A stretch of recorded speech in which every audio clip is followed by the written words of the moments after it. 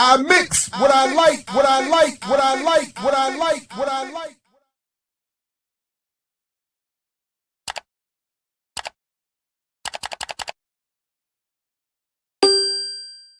I mix what I like, what I like, what I like, what I like, what I like. I love to see my people partying with me, man. Good to see you, Black Brown, Sweet Nikita, Miss Rhonda. Hey, happy birthday, Miss J. Hey, yes, good morning, everybody. Let's go.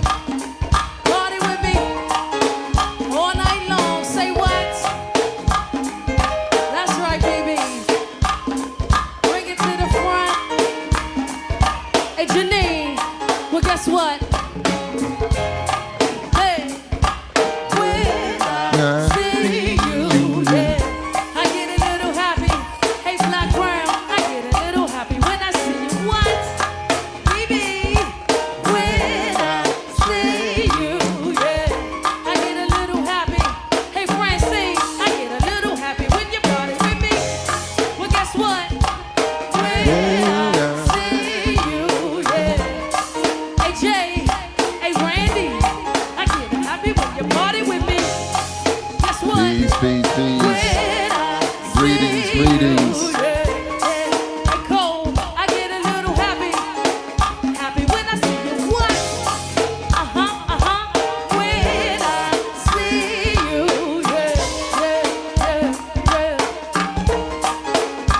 Listen, fellas, I put your picture on my mirror. Start to blush when somebody says your name.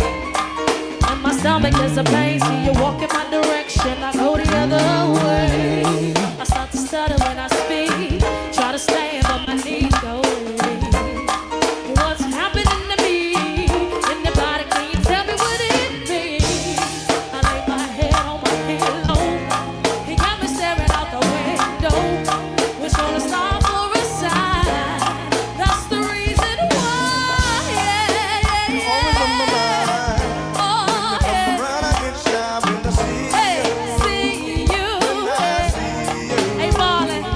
Sexy boy. Hey. Oh no. When I see you. Hey fellas, listen. I scribble X and O's on my notebook, checking how my hair and my nails look. I feel myself up in the zone. I get nervous when you call. Say I'm not home. See your face. I hear my favorite song. Should I send an email at home? I wonder if you know, or do you have a clue? Yeah, I lay my head on my pillow. He got me staring out the window. Was on a stop for a sign. That's the reason why. Yeah. Always on my mind. Oh, yeah. Morning. Peace. Welcome, everybody. Do all the things. Marlon, so sexy boy.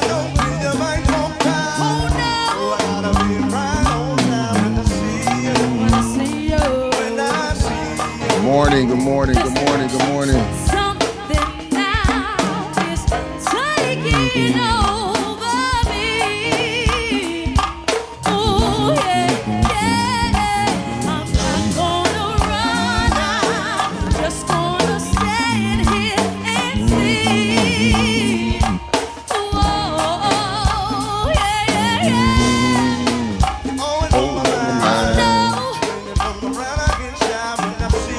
See you, sitting so sexy, boy. Yeah. Oh no. When I see you. Hey Fox, hold me down. Listen. Well, guess what? When I see you. Yeah. Hey, sweet Sunita. Okay, Hey. welcome. Get happy when you party with me. Hey Janine, when I see you, yeah, I get a little happy. Hey Tony, I get a little happy when you party with me. Hey Tim, when I see you, yeah, I get a little happy. Hey Marlon, I get a little Sometimes I think people don't even read their own comments. Come on, your dialectical boo.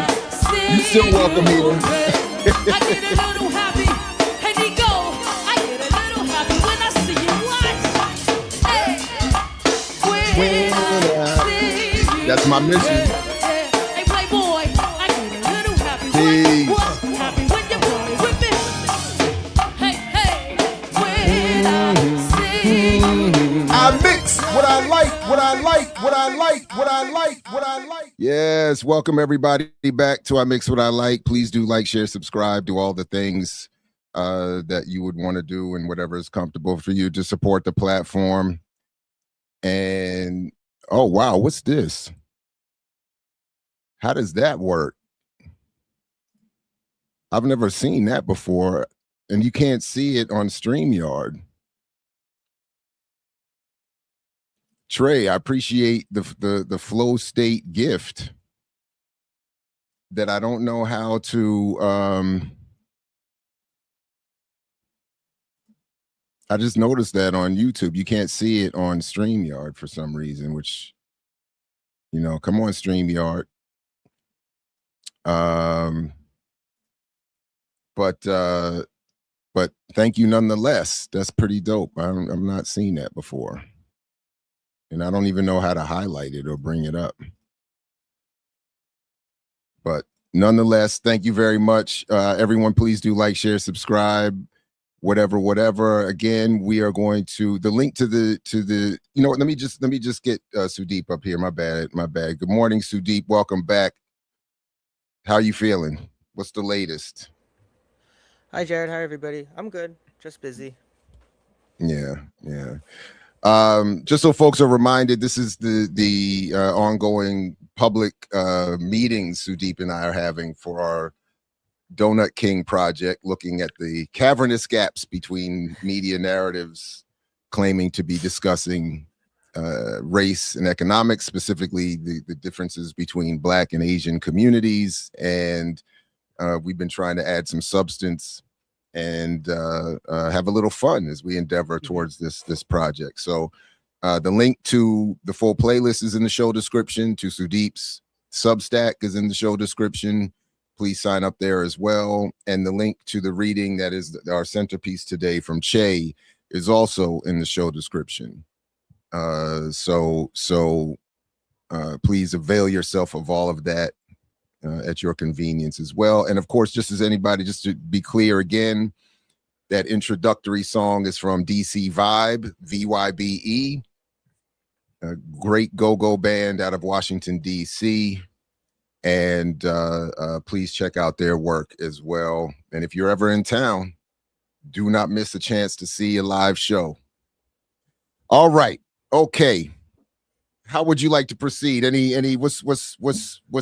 What's the game plan?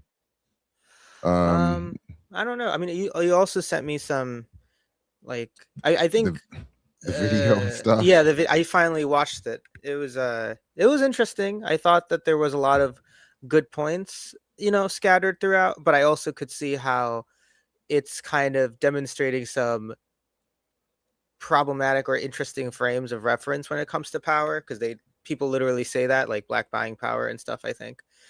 You know what, let me dig that back up, and then we can actually, this is maybe a good way to even ground folks with why we're doing this. Can I just add real quick? Sure. I've always entertained and quite jealous of the folks who get to do these videos where there's like no additional commentary. Yeah. The guy who led it said, I will add some. I'm not I subscribed to his channel after that because I'm very fascinated to know more about him. And he's very, you know, knowledgeable, but it was pretty funny because he led into these series of videos. I didn't think that was what's going to happen. I thought he was just going to introduce one or two and then talk about it.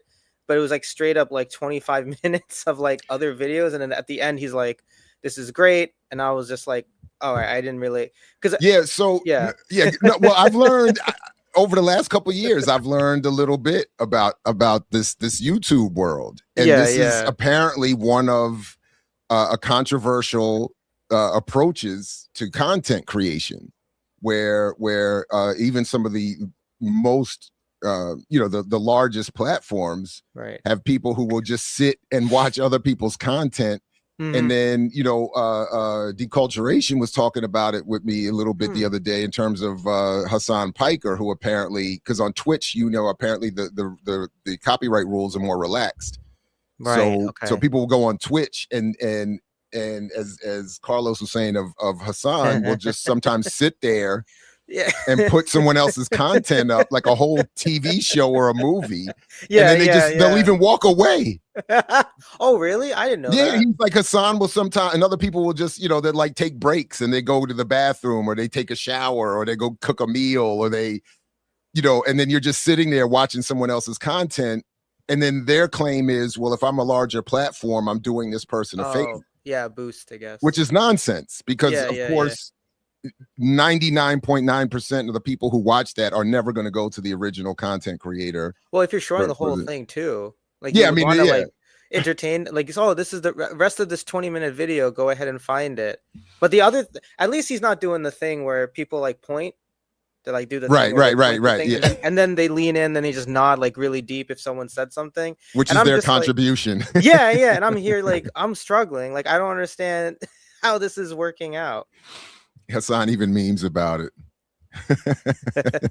Yeah, that's what I'm saying. I'll be back, everybody. Just we go to. I'll come back cleaner and fed, and just hang out and watch somebody else's video while we. It's very parasocial. Like, share, subscribe. Right. Make sure and PayPal and Cash App. Yeah. And but it is very parasocial. Like still, because like now you're. Like, I think the whole thing is to create an environment like you're watching a video with friends. Right. Yeah, of course. But you just like, this guy is still Hassan Piker. He's like, he's not your friend. Not in a mean way, but he's not your friend. And if there's not going to be any banter or exchange that adds to the original content, that's also sort of the thing. Like part of what I would think is supposed to be that parasocial thing is the exchange, some form of exchange. That's true. Yeah. Not just we're just technically all sitting here watching the same thing together. But so I don't know how much of this you want to play. I can I watched all of it pretty much.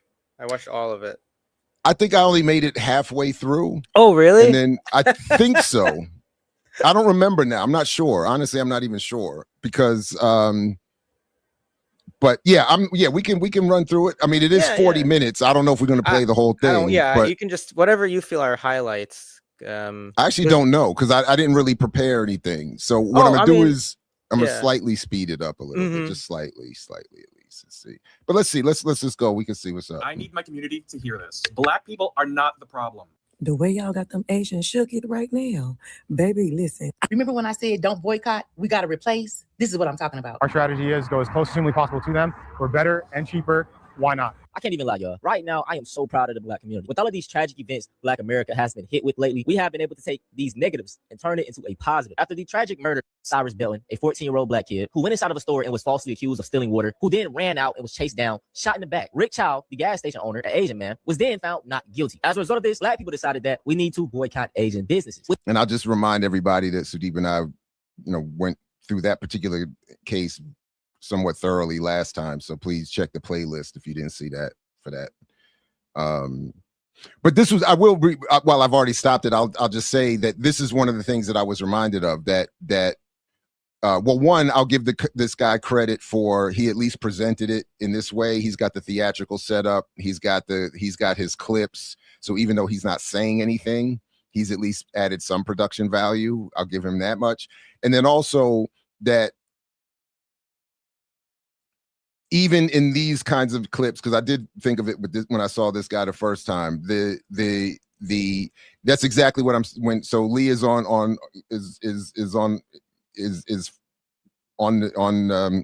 whatever I'm trying to say. We're on the same page here. This is what I'm saying. Like the claims of positive, progressive, even radical responses to this that are claimed in these videos and videos like it is where I think our work is helpful, because the standards for what is a victory are too low, is the way I would summarize it. Which is kind of unfair. But what I need Asians and all of these other minorities to understand is that this is a reaction to something that we have been seeing time and time again. 30, 40 years ago, Latasha Harlan, shot in the head by a Korean store owner, got off with very little time. She didn't even go to prison. And just the overwhelming amounts of anti-blackness from the Asian community. A lot of times with these stores in our neighborhoods, they profile us, they discriminate against us, they talk shit, they don't respect us. So with this situation with Cyrus Belton, black people are like, why? And I'm sorry again, I'm being trifling here. Is this J. Cole?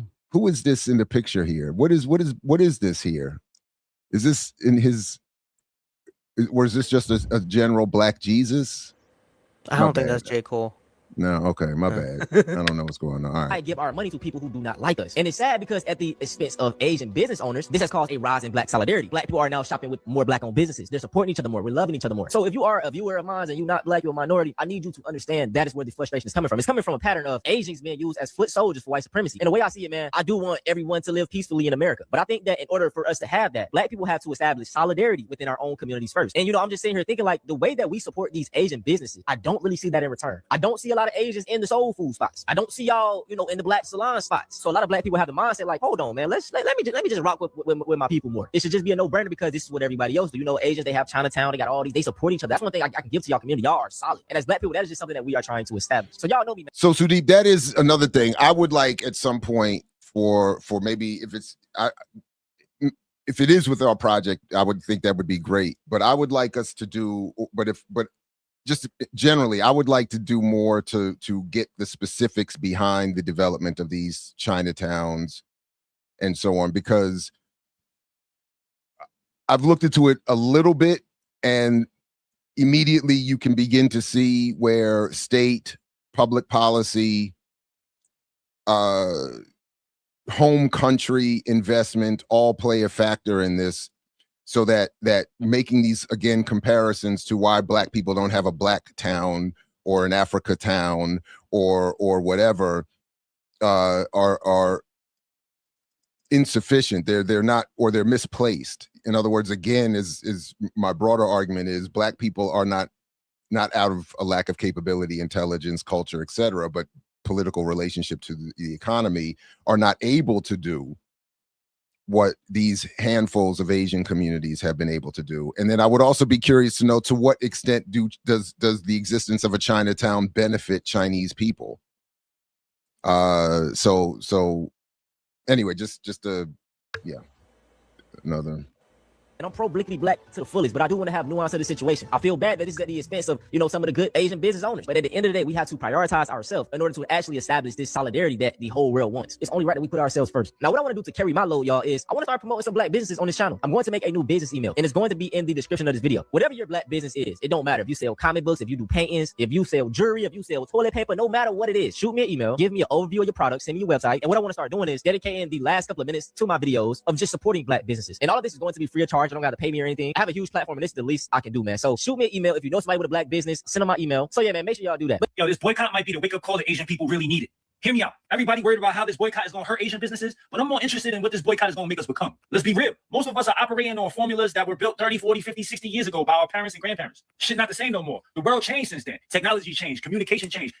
And the only thing that really... I'm sorry, man.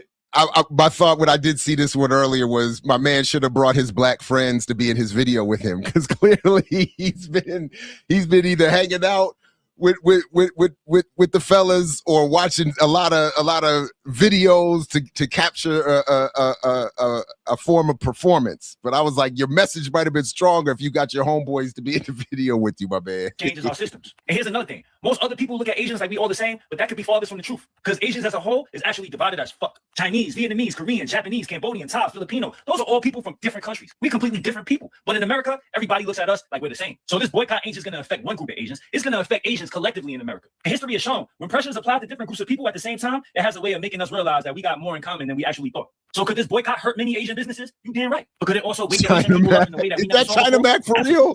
It could make us rethink how we operate and come up with new formulas instead of relying on old ones. Wait a minute. I know who China Mac is. Is that him for real? Are you joking? No, you're serious? So then even more to my point. That's him for real. Then even more to my point. Why didn't he get his crew? He should have brought Math Hoffa and the whole barbershop. I've seen him on the show.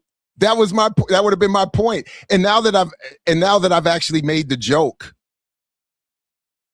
I think I'm being serious now. I think it would have made more sense for him to say, "Look, I'm not sure. I haven't seen the whole video, but if he's presented as I'm China Mac, I hang with the black rap world out of New York.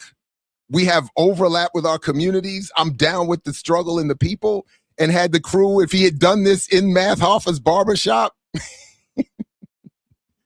yeah, he's a battle rapper. It's just been a while since I've seen him, but I do remember. So yeah, China Mac is a battle rapper who presents as having spent a lot of time around the black community in New York. And when I've seen him it's been years now, but when I would see him in freestyle battles or see him on Math Hoffa's show, exactly. Okay. So I haven't watched Math in years either at this point. So yeah. But I didn't recognize that was him here. Okay, my bad. Yeah. He was on 106 in Park back in the day. Yeah, he was. Yeah, he was. Or now am I getting him confused with Chin? Anyway, it's been so long. It's been too. But anyway, all right, okay, all right. Can make younger Asians start stepping up in the way that Asians ain't never stepped up before. Because one thing we Asians have always been good at is adapting. When times get hard, we adjust. When old opportunities disappear, we make new ones. When doors close, we build our own. So the question shouldn't be, what if the boycott hurts Asians? The question should be, what if this boycott wakes us the fuck? The Asian boycott thing ain't happening in Houston, Texas. And I'm particularly talking about Houston, Texas, because I live in Houston. I ride around here all the time. I be paying attention. The nail shop's still full. People still got lines at Timmy Chan's. Hell, if somebody right now is making a video about Timmy Chan's. And I think that's because in Houston, we have a kind of intertwined community here when it comes to Blacks nature. I'm not saying by any means that people get along all the time or people don't have their prejudices. I'm not saying that. Jen, my bad. When was the last time you went to Timmy Chan's and there wasn't a black person taking your order? I haven't seen it in a long time. I've seen Asian people. Hello, brothers and sisters. Welcome back to the channel. Oh, here you go. Are doing great from wherever you're watching this video from. As you know, I'm your host and presenter, Agent Stories. One thing that is coming evident that Asian Americans are learning, they're learning that fast never mess with black people. True. The second thing that they're learning, and they're learning it the other way, is that you don't want to ever see when black people come together for a cause, because black people are proving how powerful they could be if they just decided that they are coming together or they are doing something together. And this is a force with reckoning, a force that commands, a force that stops everything. That's just a perfect example of what I'm going to describe what Asian Americans are going through right now. It is because of some of their ignorance, some of people that belong to their group. I'm not saying like the entire Asian community did this or anything, but what I'm trying to say is that some ignorance that some of you are putting out there, see how it's hurting all of you. And I think this is time for you to learn a lesson in how to deal or how to treat other people, because that's how you just learn the importance of treating people equally. The anti-blackness in the Asian community is something that has always been talked about. It is something that has always been going on for a long time. So me seeing you are regretting everything that is going on, you regretting all the messes that you've made, really sounds an alarm, in making me think it has always been hard for you to accept that Black Americans have always played a pivotal role in your lives. But because of, I don't know if I'll call it ego or anything, but because of, for some reasons, you cannot really accept easily that Black people have played that significant role or that significant role in your life. So everything put in consideration, Asian Americans are understanding that messing with Black Americans was one of the biggest mistakes that they have ever made in their lives.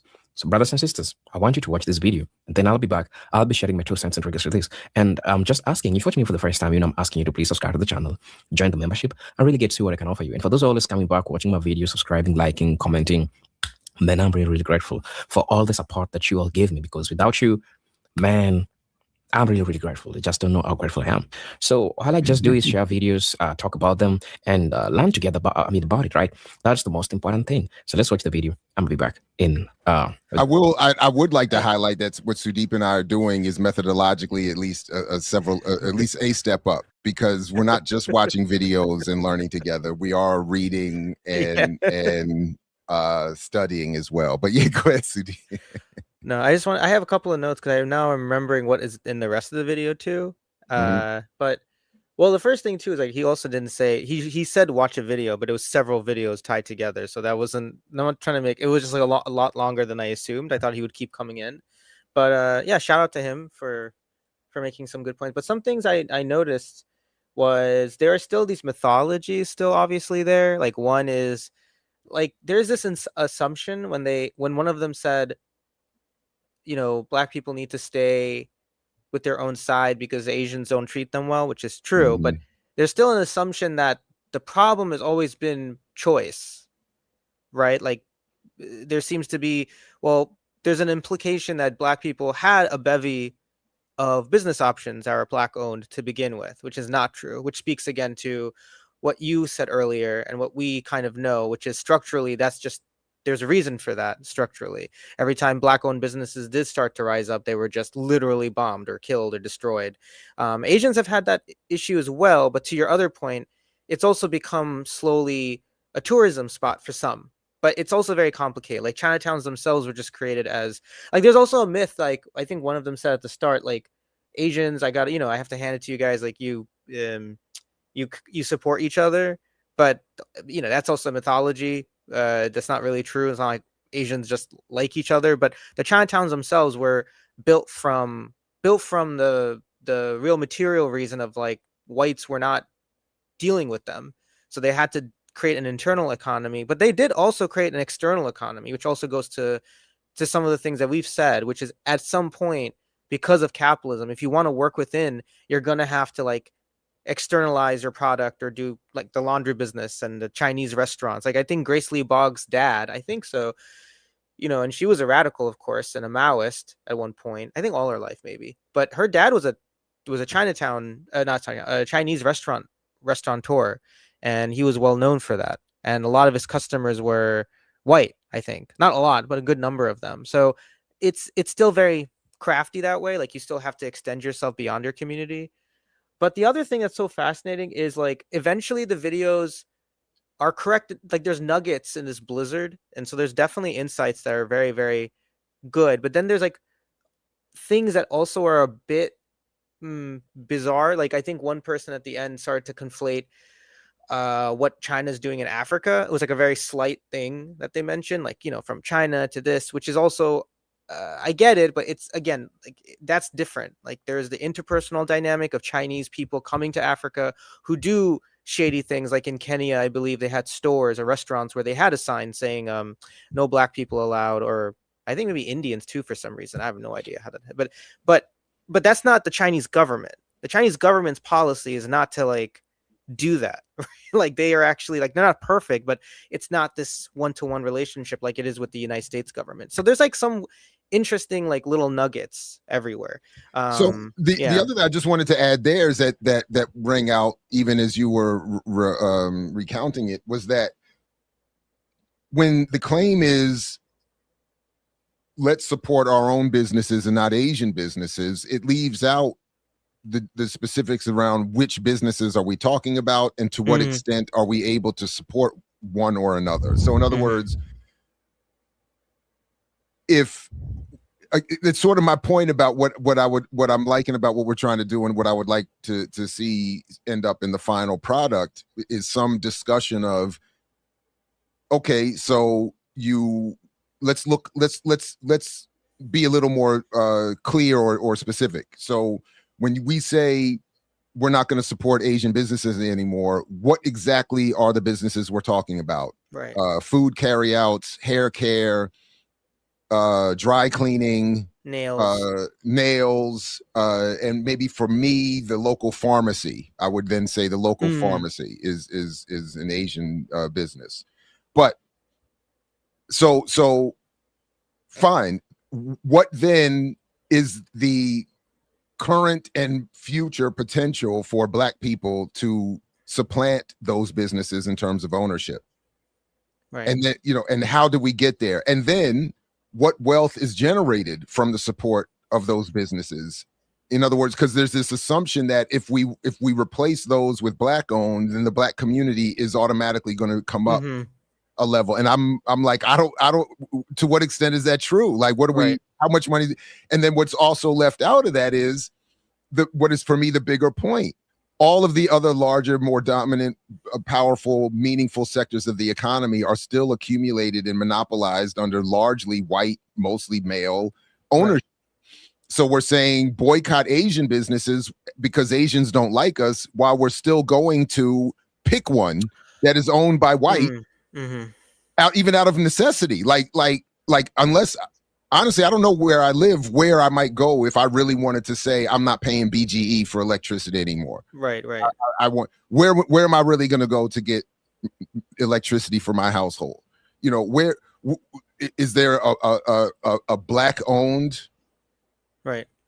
electricity distributor that I can find, you know, or what, or anything else, like when, you know, our phone bills, cable bills, car notes, mortgage payments, rent, groceries, all gas, all of the things that are we actually spend most on out of necessity are still owned and accumulated by a handful of whites who are, again, the ones walking off as part of the 19 families worth $54 trillion. And so yeah, I get it.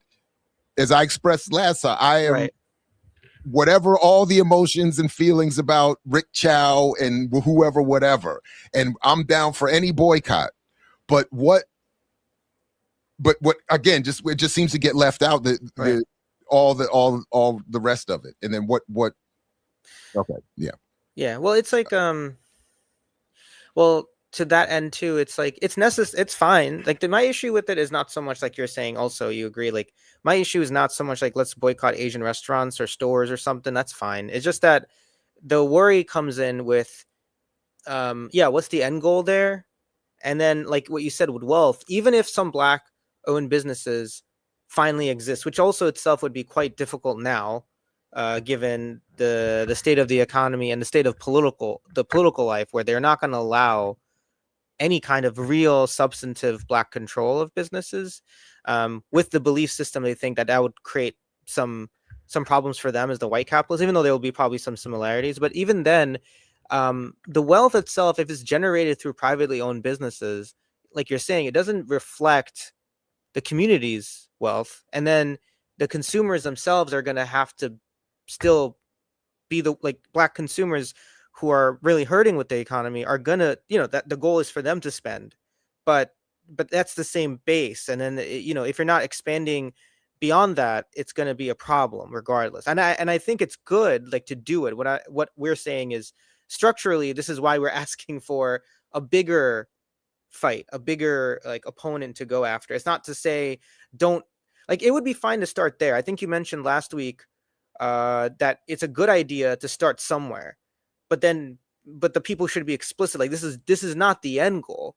This is like a launching pad for something bigger, which is necessary. But I think for some people, which again goes back to just how American politics, just generally, with the lack of civics sometimes and the lack of other radical philosophy, you have people kind of grasping at straws because they're desperate, from both the Black American side and some Asian Americans who are also allies in this movie. I just want to say one thing about the Asian. I was a little confused about that one Asian American guy. So was he for the boycott?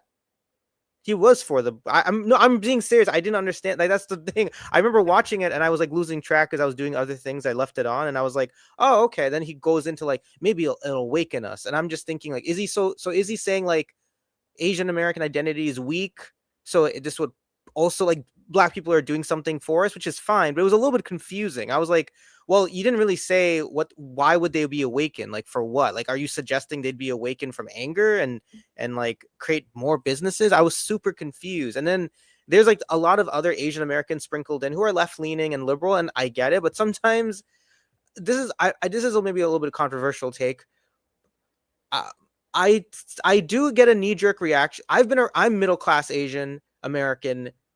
My partner keeps telling me not to say this other part, but I'm not doing that anymore. I'm downly mobile, but she keeps saying, why do you gotta always say like that? But the point being, I grew up around these people, and even the liberal ones, and I'm liberal now to not now to Marxism, they themselves sometimes, I don't know, their message makes sense, but sometimes it's still a little bit condescending to like it, like, because I would argue they don't, like, I would like to see them talk about other things that Asian Americans can do from their end, not just, I don't know, it has this like white liberal feeling towards it, like, you know, I'm talking to my Asian people, like Robin DiAngelo kind of feel, but it's like, okay, but you know, you're still not, it's, you're not promoting an alternative source other than yourself. That's where I also find it quite challenging and difficult. And if you go to like Asia, I'm not, when I go to working class Asian communities, it's not to be, I don't think of all of them as the problem in that way. Like, because when they're talking about Asian, I see in my mind what they're talking about, which is people like me, like middle class, you know, annoying ass Asian Americans, and you know, people who are really racist against black people or something. But there's a lot of Asian, not like there's a, I just get worried about the spokesperson identity. Like I'm speaking for the Asian community, whether it be super conservative, which is dumb, or even sometimes liberal to like, you know, that kind of thing. It just makes me a little bit concerned about like, are they connected to anyone? Or are they really, you can say us, like I like to point out that my group sucks among Asians, like, because then I've seen this happen where certain Asian Americans in certain spaces, they project an Asian American identity of what Asians do, but it's mostly coming from their class. And it's like a little bit funky because they don't know anyone from the other, because I'm not trying to say Asian American working class people are benevolent. They're still racist, but I'm just saying it's just weird. Like if I'm out here being like Pakistanis, Indians, you know, we suck and we are this, and then, you know, but I don't know anyone who's like an old uncle guy pushing a shopping cart outside of Patel Cashin Brothers. He's not really involved in this in that same way. So I'm just like, that's where I get a little bit hesitant with them too. Just quickly, I can't help but say, I set the to participate in the chat and to comment. I've set it so you have to be a subscriber, and I am never not surprised, honestly, when people will subscribe, wait the time period just to participate with hostility and ignorance.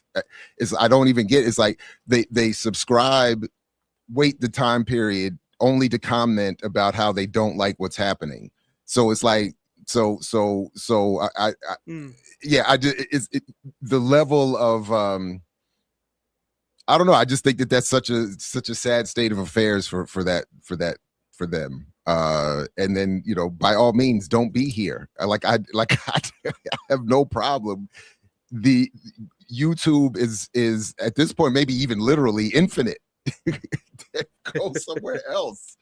Never mind any other platform, but it's just so wild. Yeah, the dedication. That's the word I'm looking for. The dedication to saying I can't, I'm gonna subscribe. I'm even gonna wait 24 hours and come back just so I can say how much I hate you. It's like, damn, that's almost impressive, but ultimately kind of sad. So, but anyway.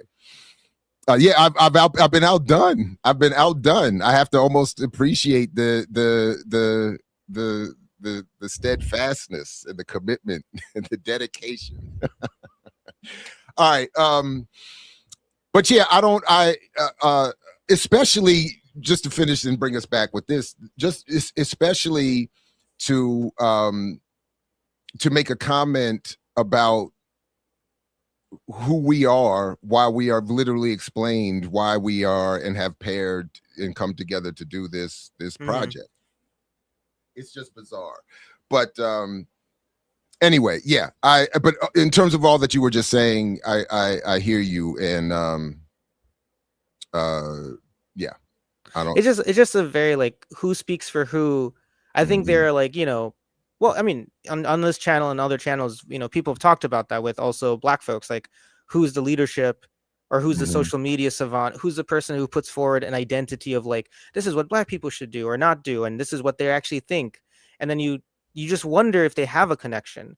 Not saying you always have to have a deep connection, because, you know, you can read things and learn things, but I'm always suspicious of, ever since our last episode 2 with that one, I guess, East Asian American guy who was saying, boycott our shit. We'll do better. We own, the Kia. Well, Kia's not. I don't know. We Well, he was claiming everything from the entire Asian diaspora. He was saying, from Sony to Hyundai. I mean, he was like, we have everything. It's like, all right, my guy, so it's like, who's we? Who's the we? And you are the pan-Asian spokesman. Right, which is also fact, because they also, not to bring it, because it's mentioned in the chat, like even the identity of, and you know how I feel, but I don't want to deconstruct it completely away. I think there is instances of where it's actually come together and people do feel Asian together. Like among the South Asian people I know anecdotally and what I've read, Asian Indians pick Asian American higher as an identity sometimes.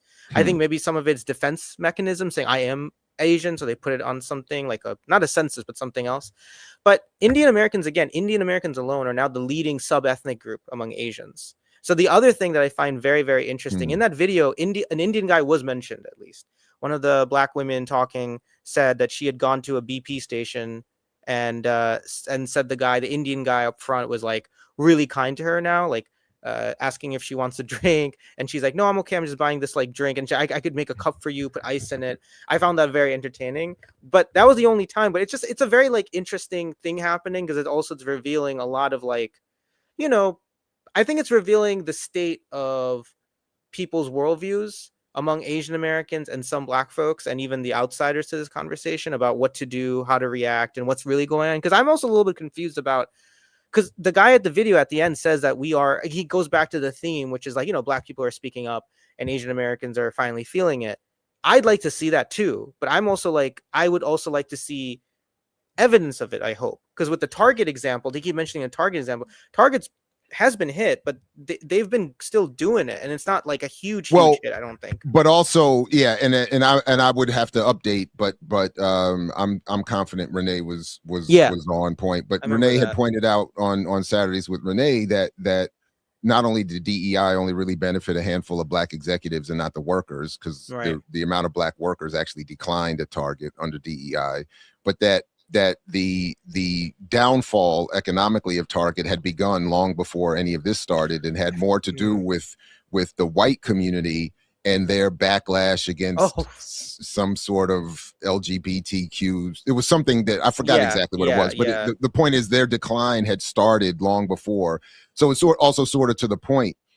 Again, my argument is largely in terms of criticizing the claims around black capitalism, is that black businesses often target an under-incomed and under-wealthy black community or consumer base, and therefore it just fails logically to think that will be the consumer base that can produce the kinds of wealth that black capitalists want to claim.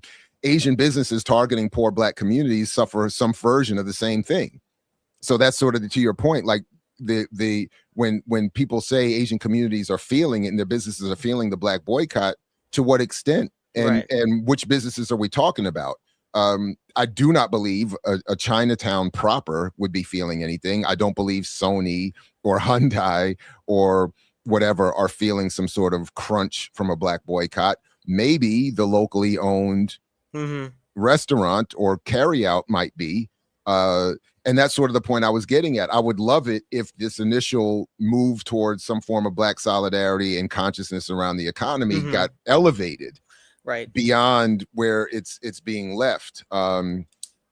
I did just quickly find that part of the video you were talking about. I'll just play this just as the example real quick. Don't want to do it because guess what? That's back-breaking work. And if you want to do your own, guess what? You have to be acrobatic. So I'm sitting in my bathroom. This is kind of like the best angle that I can do my toes at. So give these women some grace. And the only way I can see this working is we are going to have to come together and get a salon like theirs. I have a friend who owns a salon. She came to my house the other day. She had on a back brace. She almost looked like RoboCop because her back hurt so bad. So we got to kind of think about this boycott. We got to come together because it's going to be tough, but I'm telling you, that is hard, back-breaking work. That's why I got out the business. If I could just polish and paint some nails and put a couple stripes on, that would be fine, but it is hard work. But I'm thugging it out. I'm doing my own. My leg is hurting, so you got to work out, and this is what you got. Thanks. Bye. Okay, y'all. Runner eyes and peace, salute. I'm at the BP. Don't normally use this place, and I believe that they're Indian, right? So I've never gotten anything other than gas from out of here. So please tell me why today the guy is like, I got a smoothie, a fruit smoothie. Now today he's like, oh, would you like a cup of ice? And I'm like, no, I didn't need ice. And he was like, no, I'll give you ice. You can have a cup of ice. And then he asked me if I needed a bag and all this extra stuff. And then he came from behind the counter, got me a cup of ice from a little smoothie drink, and was like, you drive safe, ma'am. You drive safe. Oh, y'all really need our money, don't you? Mm-hmm. We know it. We know it. Mm. But wait a minute. She said, I'm sorry, I cut it off too soon. She goes on to say that she's happy that this melanated skin is finally getting recognized properly. But I didn't catch this the first time, but she said, she starts off by saying, I usually don't go in there. I usually just get gas and leave. Oh, I didn't think. Yeah. So how would she know that his behavior was any different than normal? Because she said, I never go in there. She said, I just now went in and got a drink and got all this kind behavior. But she said, I usually don't go in there. I usually just get gas and leave. So how does she know that that's new behavior? I didn't realize. But anyway. Yeah. But even if it is new behavior, sure. Again, even if there is some recognition among some Asian store owners that they need Black consumers, how then do we move beyond the analytically, organizationally, politically, et cetera, beyond just this moment of individual sort of celebration? I also know, by the way, she started off by saying it's an Indian owner of a BP gas station. Yeah.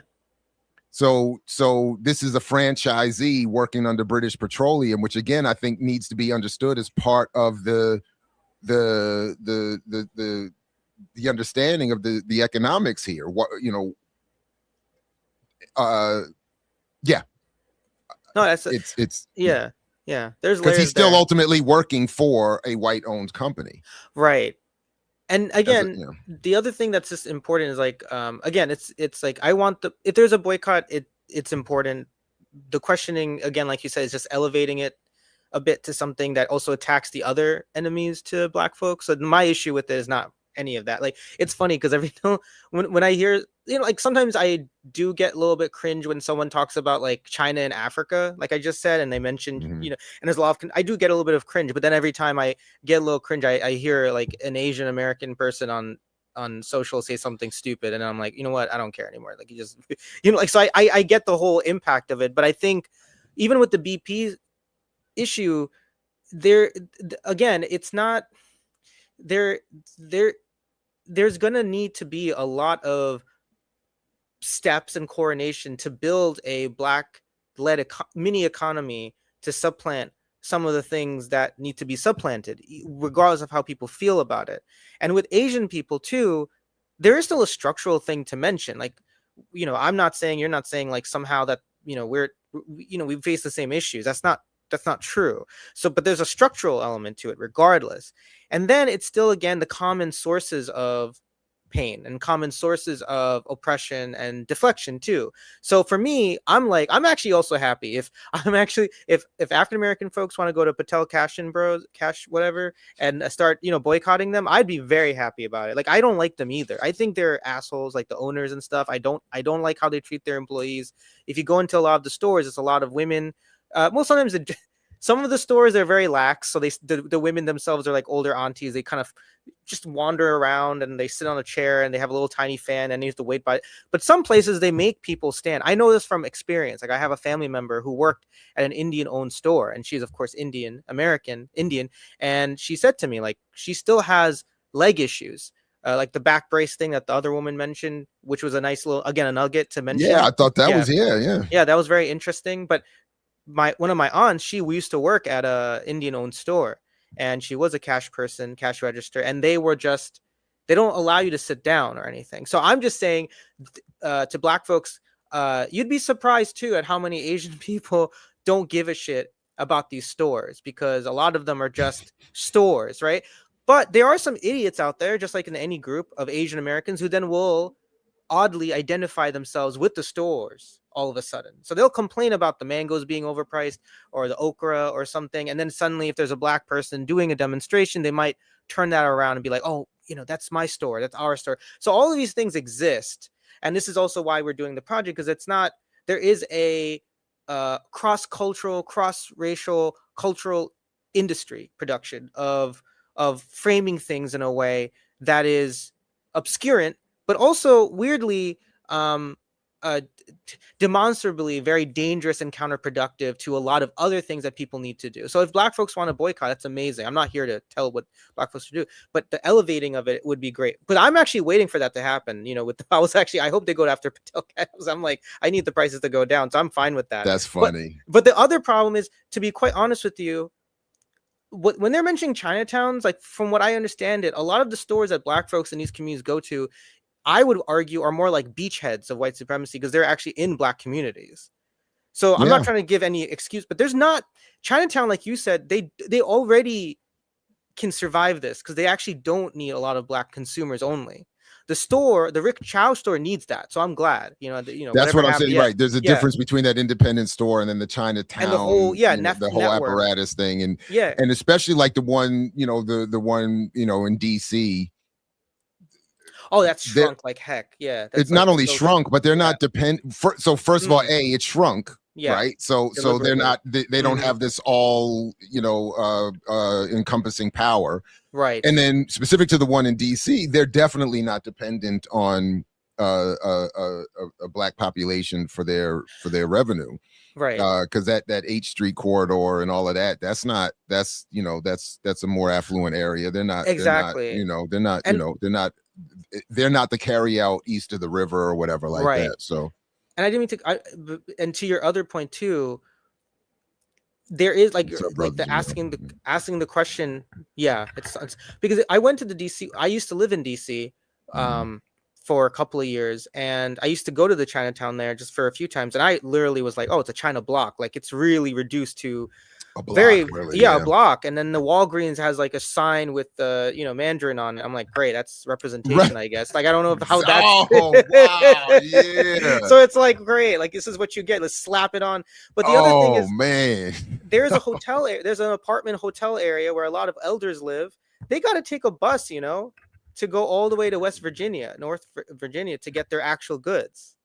So I learned that. So it got so shrunk. So funny enough, for Black folks who, rightfully think that Chinatown is at least better off than, maybe areas that are Black majority with business in them, that is a mythology.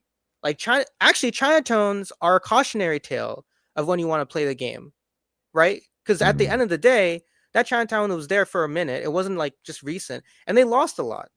So it's actually a cautionary tale of how limited your power is, even when you so-called have independence with your stores. Because even in Philly's Chinatown, it's big. Philly's Chinatown is big.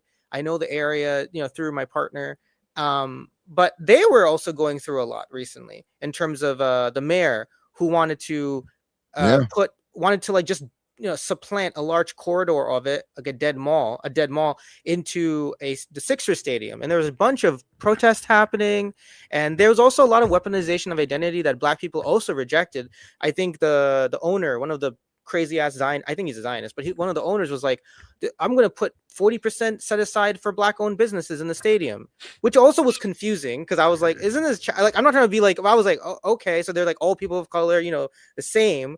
But there's a lot of Black folks who are like, I think some of them are preachers. They came out with this press conference saying, we don't want that. We actually side with the Chinatown community because we know what this guy's been doing in other places in terms of real estate. So there's a lot of people who are on that. It's just surprising when I also hear people's concept of what a Chinatown has done for them, because Chinatown has not done a lot other than protect certain people. But if you see its area, the housing is dilapidated. A lot of people are crunched together, in very like shitty ass apartments. The Chinatown in Manhattan, I know there's several groups like CAV who organize there. And they go in, and a lot of elders, they don't have to speak English. They don't know what's going on sometimes with the landlords now, because they're sweeping in and trying to like, oh, we're going to do a redo of your kitchen or some shit. And they're like, okay. And then, suddenly they're like asking them to pay more or do some shady stuff because you're scared. You're like 67, 70 years old. You'd never left your area. So there's a lot of that mythology that also is dangerous because it leaves you thinking as a Black person or as a Hispanic person that if you do it, that's the game plan. So I got to learn more about this, but I'm and again, happy Father's Day, everybody. I'm at a Father's Day family thing yesterday, and we ended up having an all too brief but fascinating discussion among some of us related to these kinds of issues. And one of the more fascinating parts, because at one point I'm talking to two independent Latino Afro-Latino business owners, contractors. And from the outside looking in, it is often stereotyped as, Latin Americans taking all the jobs, they're doing all the menial labor, they're doing all the contracting, without any, again, investigation as to how, similar to the points we're making here, these things end up being true to the extent that they are. But two things became very clear just from my listening to their perspective as small business owners. One, again, as I keep arguing in terms of the context of Black America, the concept of the small business needs to be reinvestigated in terms of what it's supposed to be doing for individual families and communities. The precarity of these businesses, and how, to the point that we got into recently with Two Black around the supply chain issue, the supply chains are still dominated by whites and in the case I'm going to get to in a moment, Europeans. So this idea that the Latino you see showing up to do the work is somehow taking a job that if you or someone else had would signify some revolutionary change in the economy is, again, part of the mythology. And I keep wanting to argue, and as I did at the thing yesterday, I keep wanting to simplify it by saying I don't want to have to be the best business owner and explainer of the economy. I just keep pointing to that 19 families with 54 trillion and the wealth we've all created, and saying why it needs to get redistributed, because you got a small business and you're sitting here talking about the cost of gas, the cost of supplies, the cost of all these materials, all of which they have to get from some white or European supplier to then go do the work, often at some rich white corporate or private house. So again, we're all competing for the crumbs that the wealthiest of the wealthy are willing to spend. And then the last part was that I thought was fascinating, because they end up talking about, because some of their work will involve the pouring of the concrete or doing driveways and stuff like that. But apparently in this area, the concrete industry is dominated by the Portuguese.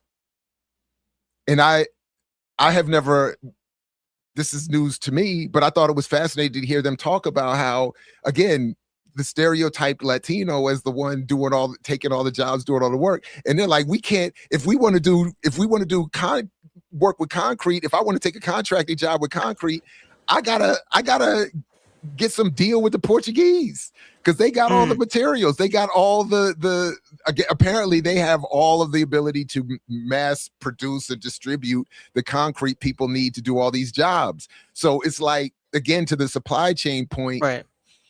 And we would never, I don't mean to be any disrespect, but I don't think in my entire life I've seen or heard discussed in these contexts anything about the Portuguese. Right. Like, you know what I mean? Like, I don't know of any Portuguese communities, like Portuguese town or whatever. Like, so it's like, and yet I just thought that was fascinating, and revealing and bringing me back to this point about, look, at the end of the day, we need to just this doesn't get redistributed, because this is all,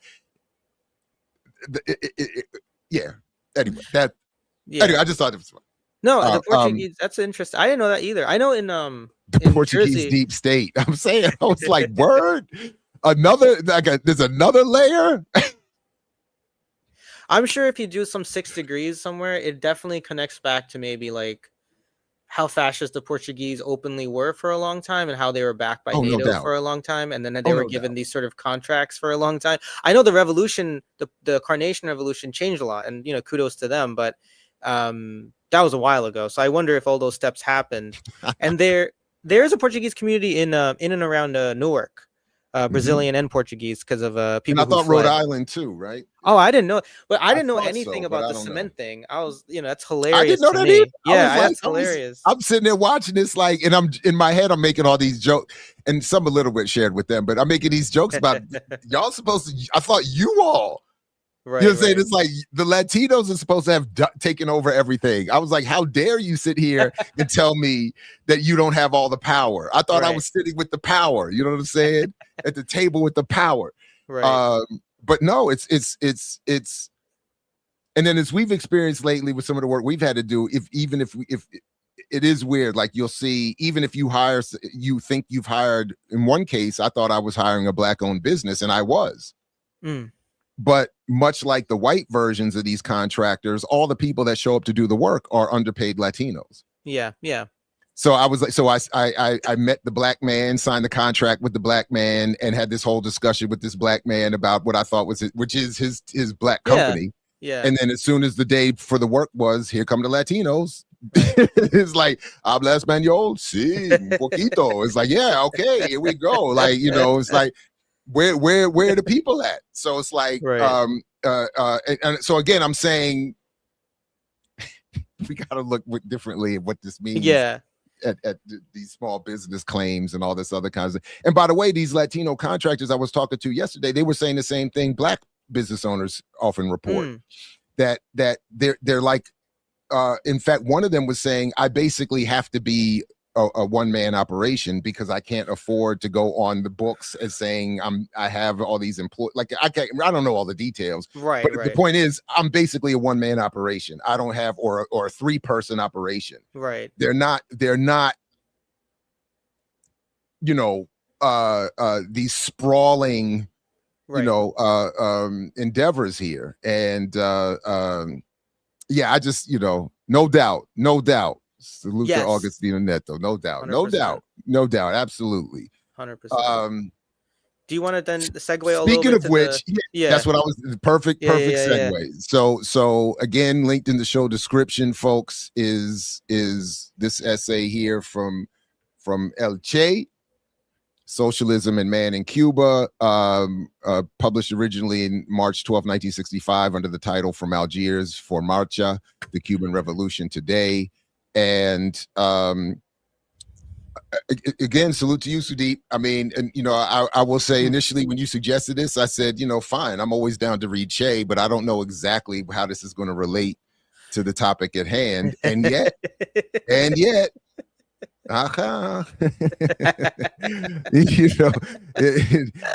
there it is. So propaganda and everything he calls out. He basically wrote this it's crazy. Yeah. It's crazy how on point this was. So I'll let you start, if you want to give an overview or some first thoughts. And yeah. No, I also came to mind because, well, the whole thing with, and we'll go deeper into why I thought, like, the connections we'll go through the essay because it's a pretty short essay in some ways. But the reason why I wanted to dissect it more was because I felt like in last week we were dissecting, justly so, a lot of the myths, and how people also associate certain ideas of of individualism with liberalism. And I just felt like this is a good antidote to that. If you were writing, I feel like people should read this as an antidote to now from all sides of what's going on in terms of how to, well, your concept, which I also want to build on. I think I told you, I definitely think we hit on something when you said revolutionary patience. So there's a lot of like that sort of building of, and also just wait, but I was quoting somebody, wasn't I? That wasn't you were? Me. Oh, I thought so. Okay, wasn't I quoting? Anyway, my bad. Anyway, yeah. No, sorry, I think it was because of the Grace Lee Boggs discussion we had, and James Boggs or something. But if it's a quote, we can expand on it. But either way, I thought it was really interesting because I could feel like this is the last third of the piece where we're sort of suggesting how people have approached these big issues, which is from the perspective of revolutionary patience, which is really seen here with Che. Like, he's arguing that we're not there yet. We obviously took state power. This is, at this point in time in 65, he's gone to the Congo. And he's also going to go shortly after that to Bolivia. He gets murdered by the CIA in 67 in Bolivia, unfortunately. But after 52 is when Batista, Cuba was always sort of a colony of the United States after so-called independence. But there were several weird rulers here and there. And then Batista, who becomes a real, like, just openly fascist U.S. lapdog, he takes over the country in 52. Fidel, who was born in 1927, is already like a young adult. He and other people try to lead a peaceful movement first, and then they lead a active military movement by taking over some sort of weapons base. That fails. They had an amnesty campaign to get him out worldwide, and so he was exiled to Mexico, which is also a good lesson for us. You never should give up. Like, even the heroes, because who'd have guessed that Castro would come back with 83 men with Che, just a few years later, and lead a revolution from 57 to 59. And 59 is when they take over. And then after that, Che is given certain posts like Ministry of the Economy and such. So he gets his hand dirty in a good way with actually structuring these things. So that's why I think it's important to realize he's not even talking about what if. They have certain power, and he's still saying there's a lot of things to undo about what's been going on since Cuba's so-called independence in the early 1900s. And there's a lot of things that people need to do parallel to each other, both from the individual level, the cultural level, and the material level. Because one thing that he was very adamant about too, there needs to be a building of the moral incentive in how we build ourselves. He was very wary of only rooting change through material incentive. Like, I kind of believe both, but he basically was saying he basically said the entire society needs to be a school. That was one of his quotes.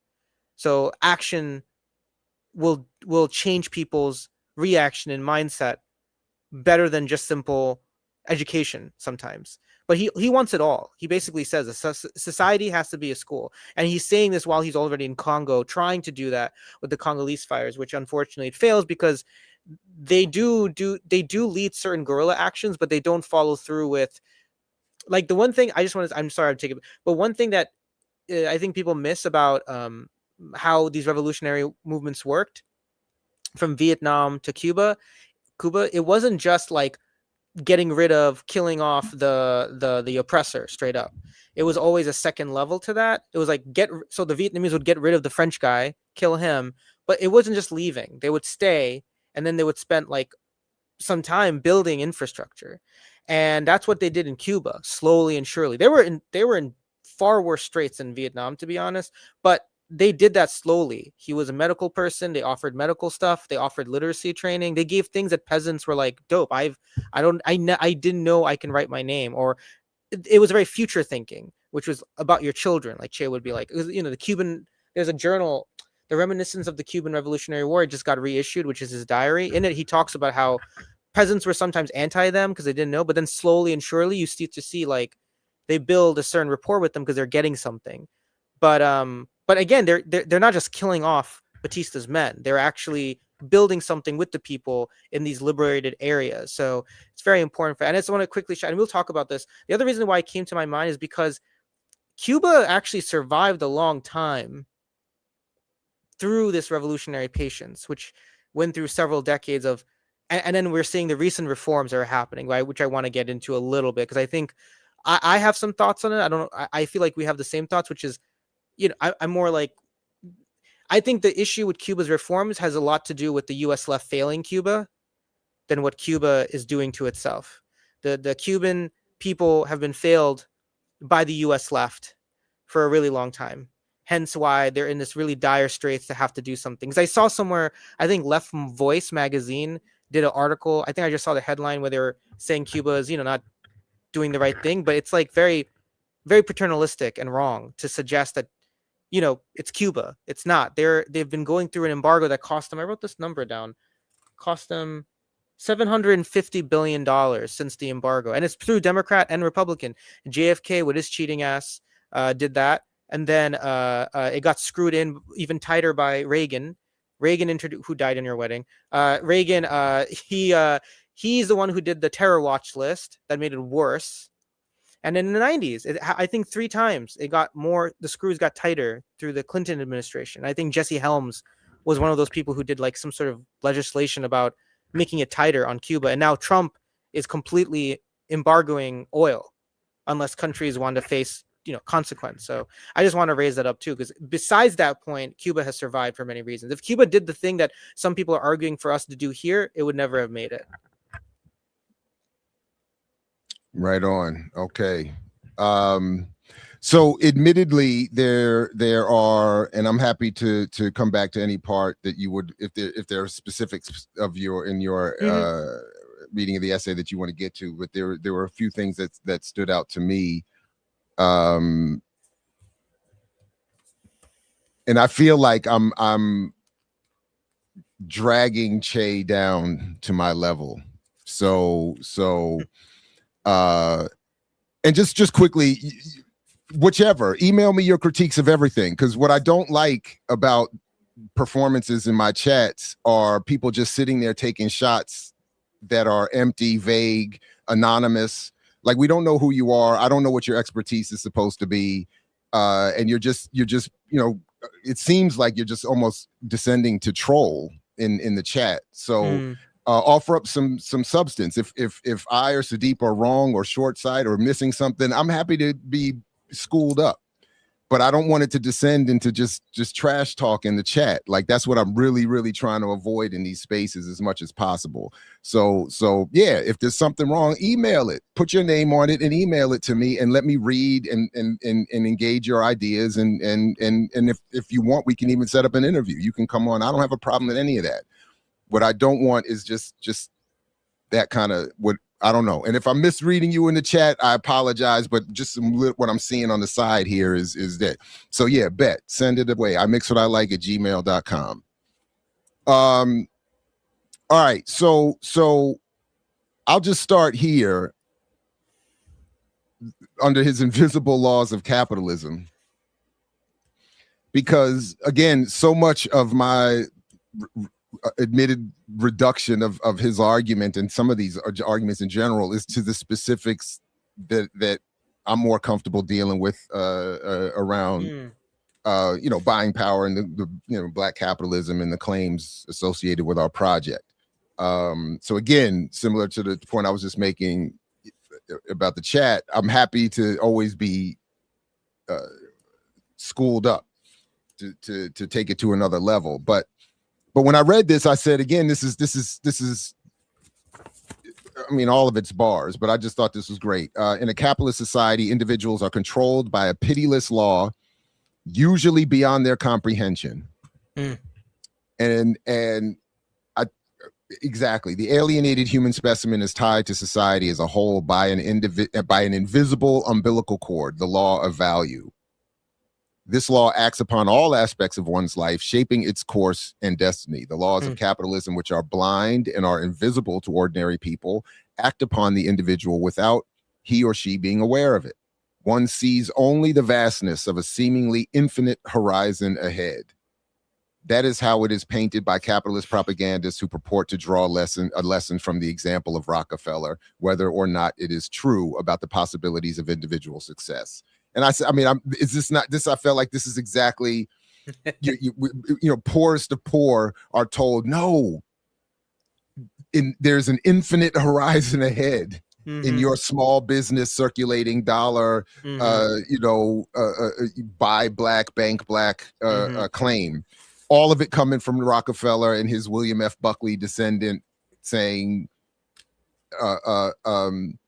scattered success breeds universal hope. Right. And then as Che continues, the amount of poverty and suffering required for a Rockefeller to emerge and the amount of depravity entailed in the accumulation of a fortune of such magnitude are left out of the picture, and it is not always possible for the popular forces to expose this clearly. And I said, goodness gracious, that is exactly what I feel like, we are struggling against. Yeah. It's these immaterial claims that have no basis in data or a demonstrable fact about what can be done, and all this, in fact, are the exact opposite. Right. Yeah. So that was one. That was one part that I really appreciated in all of this. Yeah.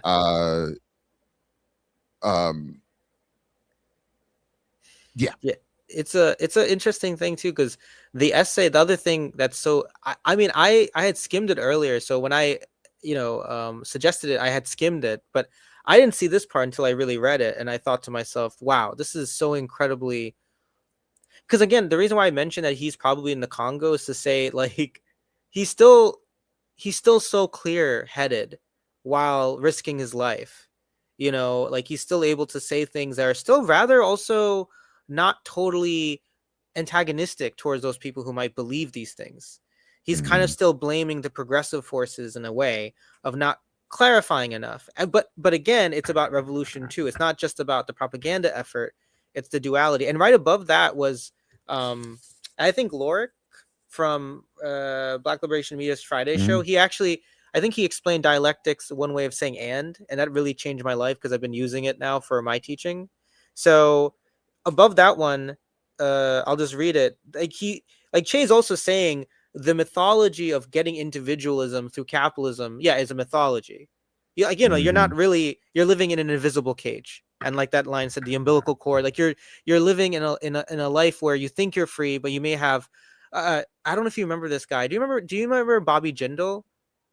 Yeah. The Indian guy? Yeah. So the governor of it. Yeah. So he's funny as hell because he's so stupid. So he's it's funny. Like everyone in New Jersey that I know was like, damn, this guy's, and these are Indians with some money. They were like, this guy's a joke because he was just, his real name is Piyush. He never really changed it. I just want to say, like, I think he just made Bobby as like, Bobby Kennedy or some shit. I don't know. Who cares? But I remember one of his lines, I think he told in the New York Times that fit exactly what Che was saying, which was, I think his father, they had come from India, I think. And his father, like on one knee, said to him at the supermarket, like, to look, he said, look, son, there's so many items here and so many like cereals. And I was thinking, hey, if my father, he would never do that. He'd just be like, listen, we got to get what we need. Well, I'm not giving you a lecture at this supermarket. So I was like, what is this caricature that he's trying to portray? But also it fit perfectly what Che was saying, this infinite possibility.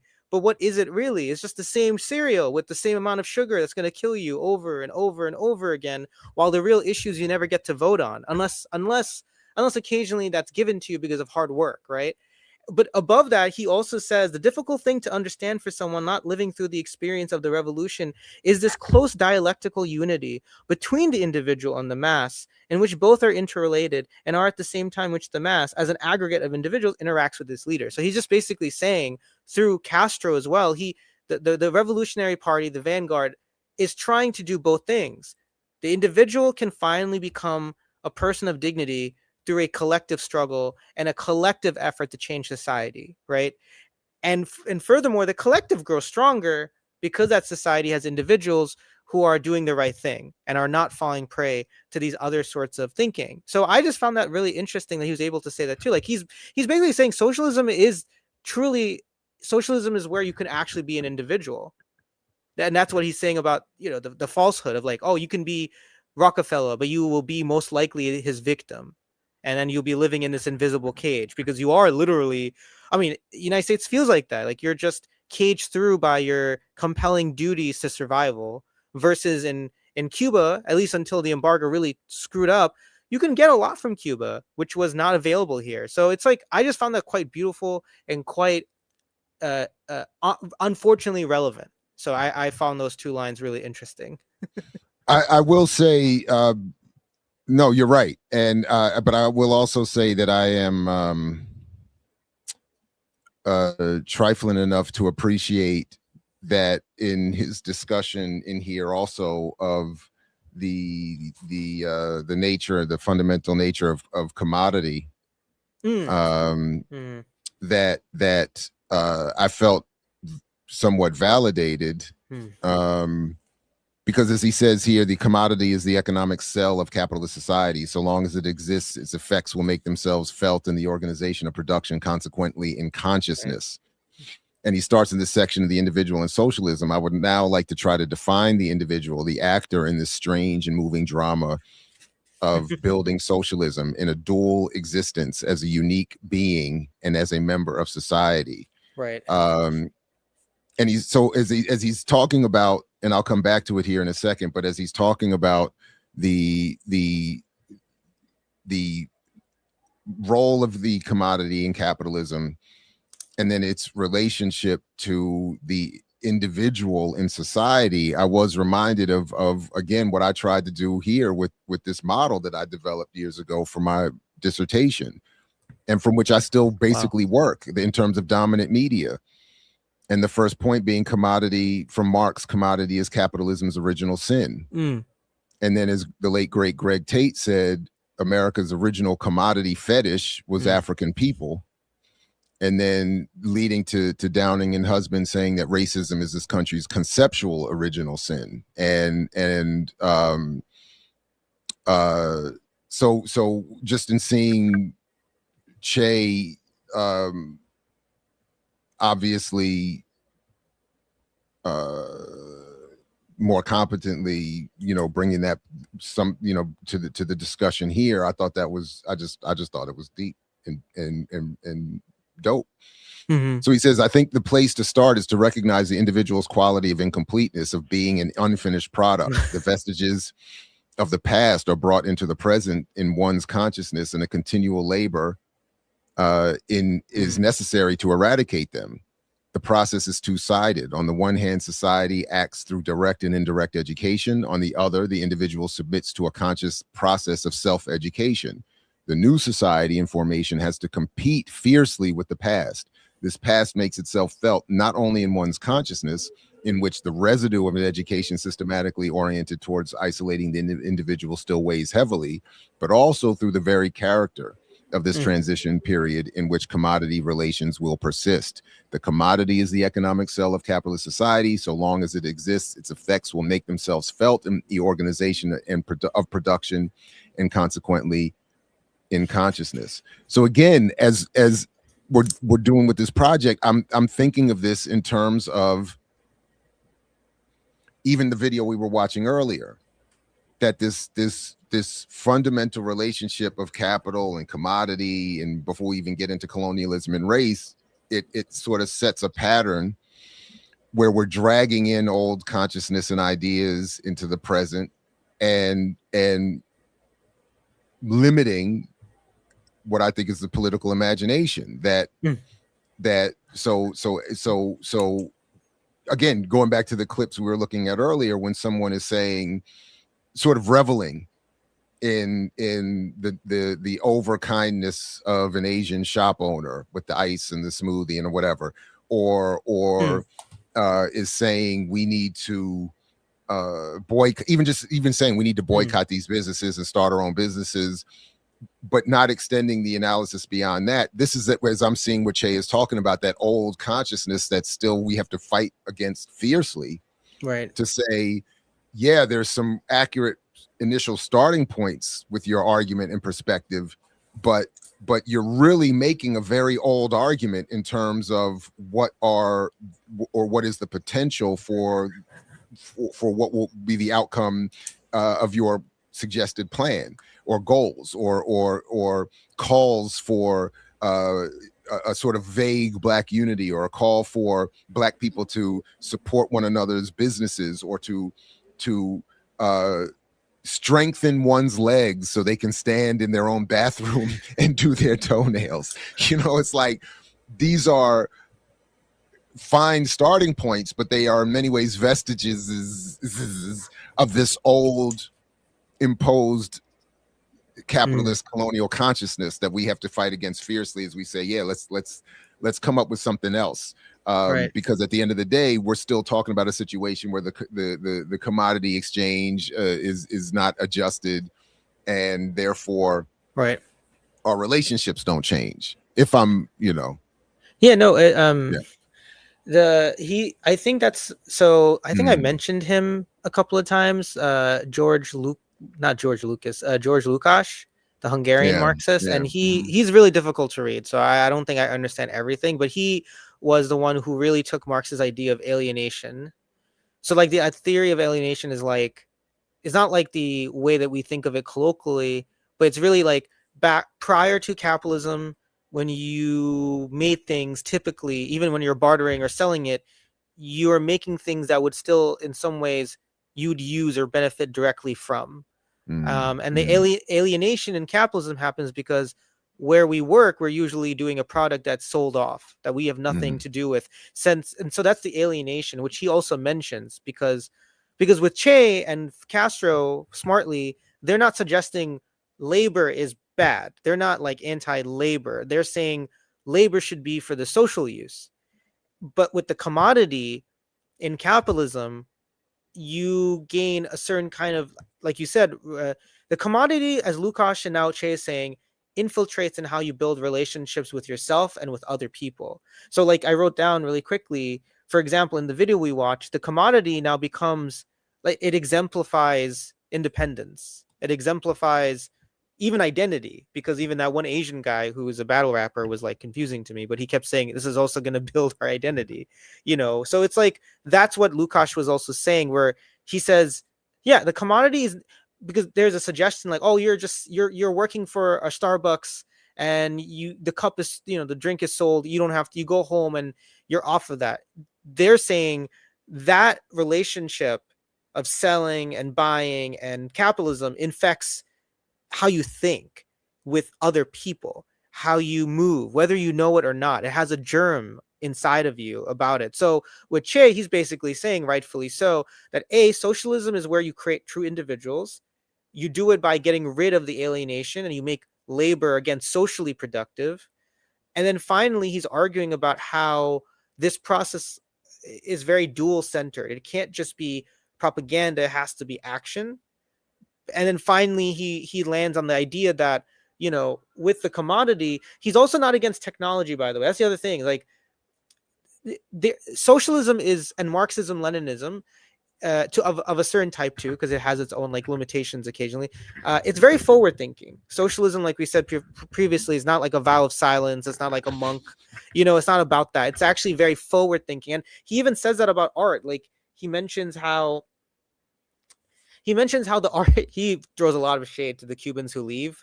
So he's like, we are now understanding after the revolution how many Cubans were just not up to the task. And he just basically says like they're just fakes and phonies, and quite honestly, like you said, not individuals. They're the weird mass. They're the ones who are drones. They just leave, right? They're like, oh, I can't do my art. So he basically says now we're left with little to no artists, and sometimes a lack of technical skills. So he's also very blunt about the situation. And he's arguing then we have to rebuild that again, the arts, the tech.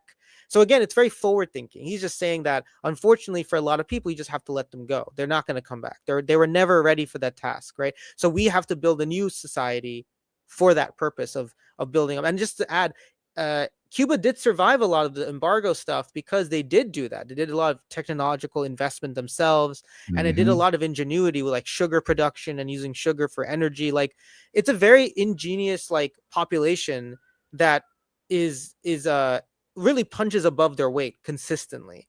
So I wanted to argue, yeah. Yeah, and he does. I just pulled this up just to highlight your point that he says we are doing everything possible to give work this new status as a social.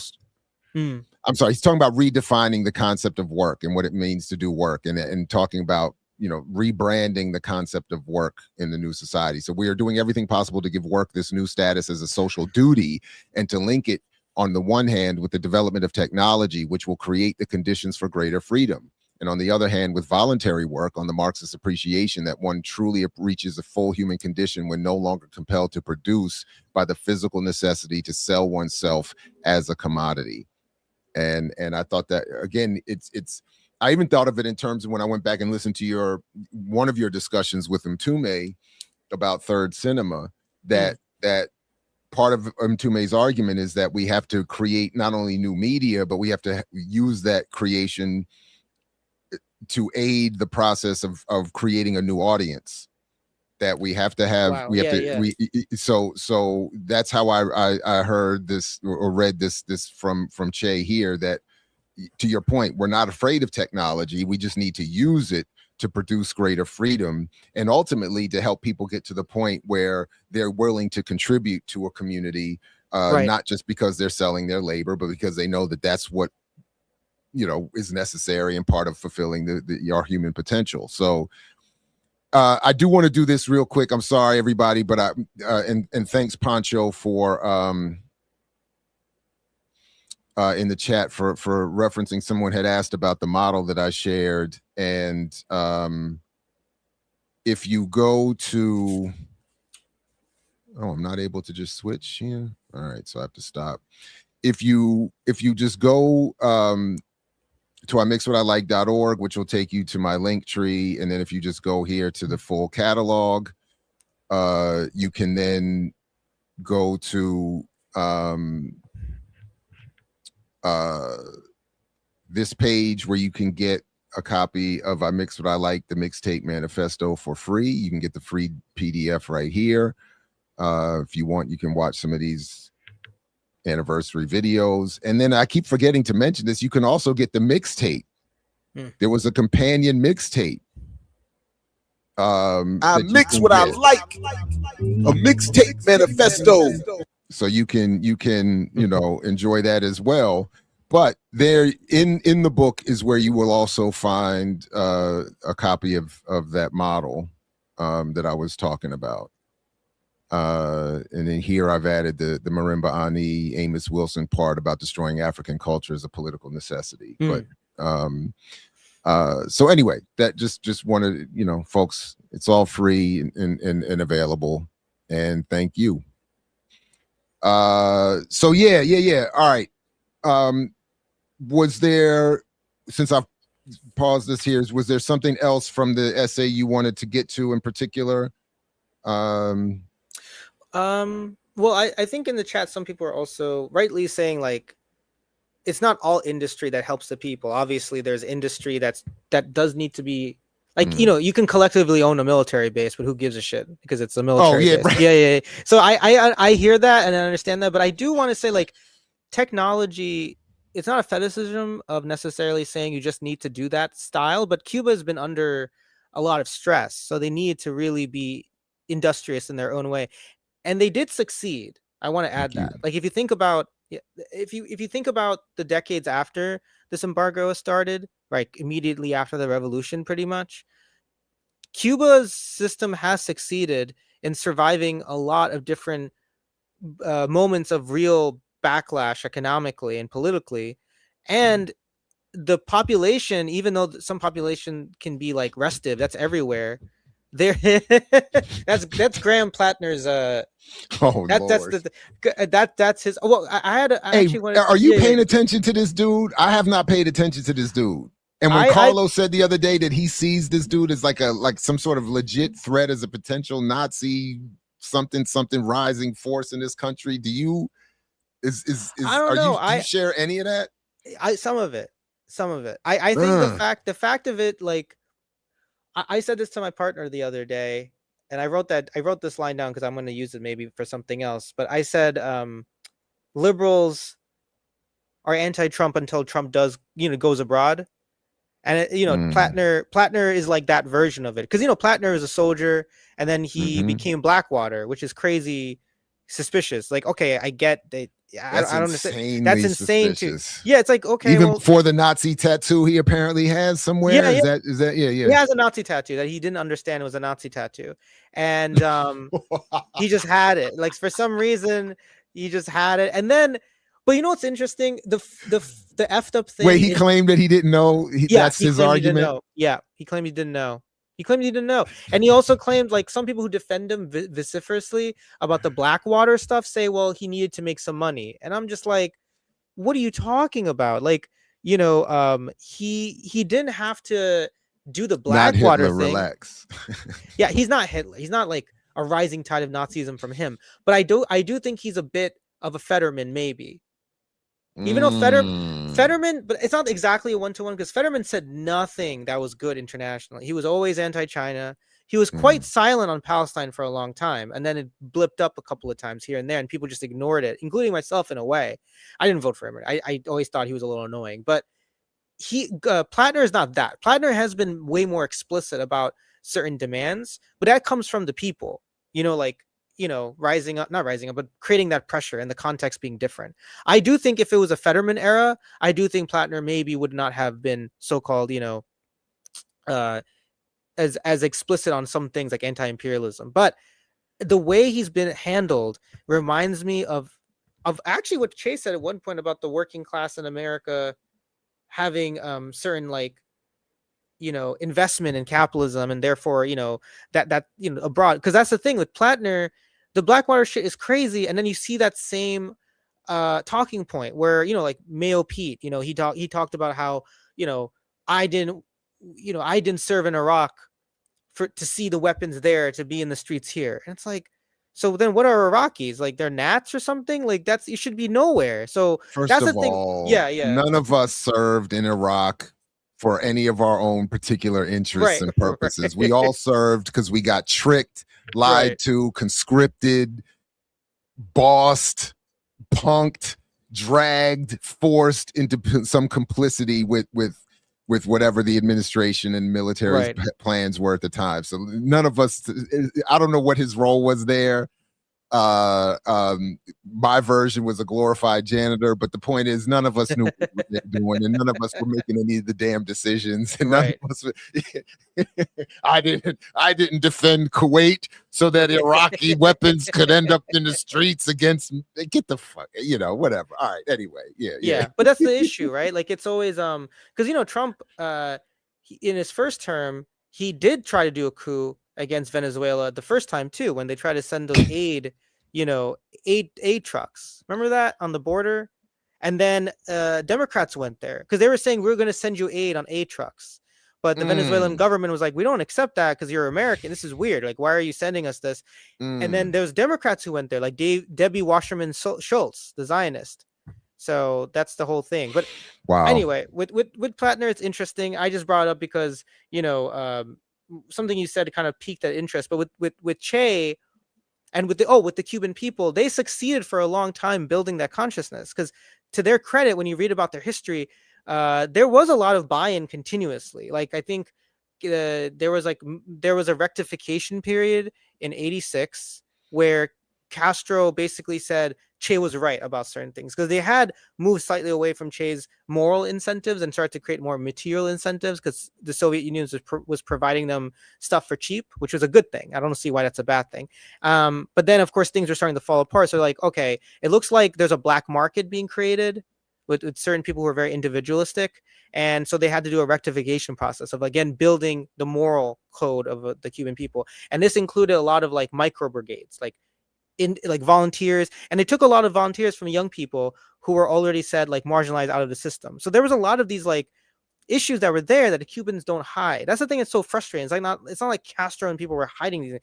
They actually wanted studies being done about their population routinely, like what's going on, how many people are don't have family support, yada yada yada. And routinely, especially in the 90s, they would develop volunteer corps, they would develop new ministries of government, and they would obviously develop new assemblies and town halls routinely because one interesting thing, I think they tried to institute an income tax, and it did go through in the 90s, but then it was rejected by the unions who they consulted. So it's always annoying to me when, even on the left or liberal side, where they have this assumption like Cuba is just this, I don't know, like just Castro. It's not that. It's always been several layers of actual real democracy. And to be really honest with you, maybe, sometimes some level of control because they're under war conditions. I mean, the enemy who's embargoing you is also on part of your island with a huge prison. So it's like you look up at the prison, you think that's what they want to do with you. Like, it's not even hiding it. They have a literal prison. So that's my thing. So I just want to say, like, Che was right. Like, he did understand how important material incentives are and moral incentives could be. Like, you need to build your soul again. And what I like about this essay, and how I, again, reduce it, and I'm admitting I'm reducing it to a narrow focus on the work we're doing and that I'm doing on my own, is that he's constantly interweaving the realities of the material and the immaterial impact on that, or vice versa. So the last thing I just wanted to share from my reading of it here is this part where he's talking about in the section under a new impulse for artistic experimentation. What is sought, then, he says, is simplification, something everyone can understand, something functionaries can understand. True artistic, and again, that for me was the line that points to how I understand. Again, I credit it as the Glenn Ford model, and what I think what our approach to media making should be, which is not an attempt that I think some silly attempt at reaching a mass audience and having a mass impact, which I don't think one can have in that way, but saying that the point here is simplification, something everyone can understand, and that's something functionaries understand. And as I understand that, to me, the people we're targeting, or that I'm often targeting, are the activists, the organizers, the already consciously committed to a certain politics, that they need something, or that I would want to think that I'm helping support their work. So as he continues, true artistic experimentation ends, and the problem of general culture is reduced to assimilating the socialist present and the dead, therefore not dangerous, past. Thus, socialist realism arises upon the foundations of the art of the last century, the realistic. And then I thought of McLuhan's line, where where Marshall McLuhan would say something to the effect that all the media we're making today is really a reflection of a memory we have of our past. And then he would equate media making today, particularly in this digital media environment, to driving your car forward while looking in the rear view mirror. Oh, wow. Yeah. And that's what I thought here when Che wrote, then ending, the realistic art of the 19th century, however, also has a class character, more purely capitalist perhaps than the decadent art of the 20th century that reveals the anguish of the alienated individual. In the field of culture, capitalism has given all that it had to give, and nothing remains but the stench of a corpse, today's decadence in art. And I mean, I just was like, this is, so again, I may not fully understand it or understand it incorrectly, but. Now listen, that's called my boy. You know nothing about that. And because as I'm reading it, it's saying, Jared, you have to try to produce some sort of content and supportive analysis that will challenge this dead corpse of dominant media and narrative that has just been thrown on us. And I did have this image that you see in movies sometimes where someone has hidden themselves under a dead body. Right. And they have to remove the dead body and crawl out. And that's what I keep seeing as an image here. This dead corpse of small businesses and circulating your dollar. And it's like, oh, if I could just get this fucking thing off me, we could, start, and art, like you said, like the art, like that's the thing. Like when you show that again, I'm just thrilled because every time, like he's also saying, like the thing, like you said with the car is perfect because he does Paul, say you need also. To share, I'm sorry, Sudip. Paul, you need to share this. Share this. If you got McLuhan under beats or over beats, I'd like to see that. Share that. Wow. Sorry, Sudip. Sorry about that. No. That's really cool. I mean, what was I saying? Oh, the thing with the McLuhan thing, like going forward, looking at, he does say that, like you said, and he says, like, also don't reject that art necessarily. Like he also was against the idea of just like, because he's not looking at simple solutions again. To his point, the point isn't to look at, like, he's basically saying Jackson Pollock sucks, which is true. Jackson Pollock is just, diarrhea on canvas. It makes no sense. It's like, who needs to look at a peasant in a field, just think of green shit and blue shit and this stuff. And it's like sitting, it's stupid. He's just standing there like, this is so dumb. Like, how does this man, and he was he's CIA prop. He's like, I think he was like really mean to his wife. I don't know. I'm maybe like spreading like rumors about a dead white guy, but the point being, that is shit, right? Like I don't know how to say it academically. It's just shit. Like that art is shit. Like it presents itself as going beyond the box, which goes to Gabriel Rockel's whole thing about Western Marxism, right? Which is like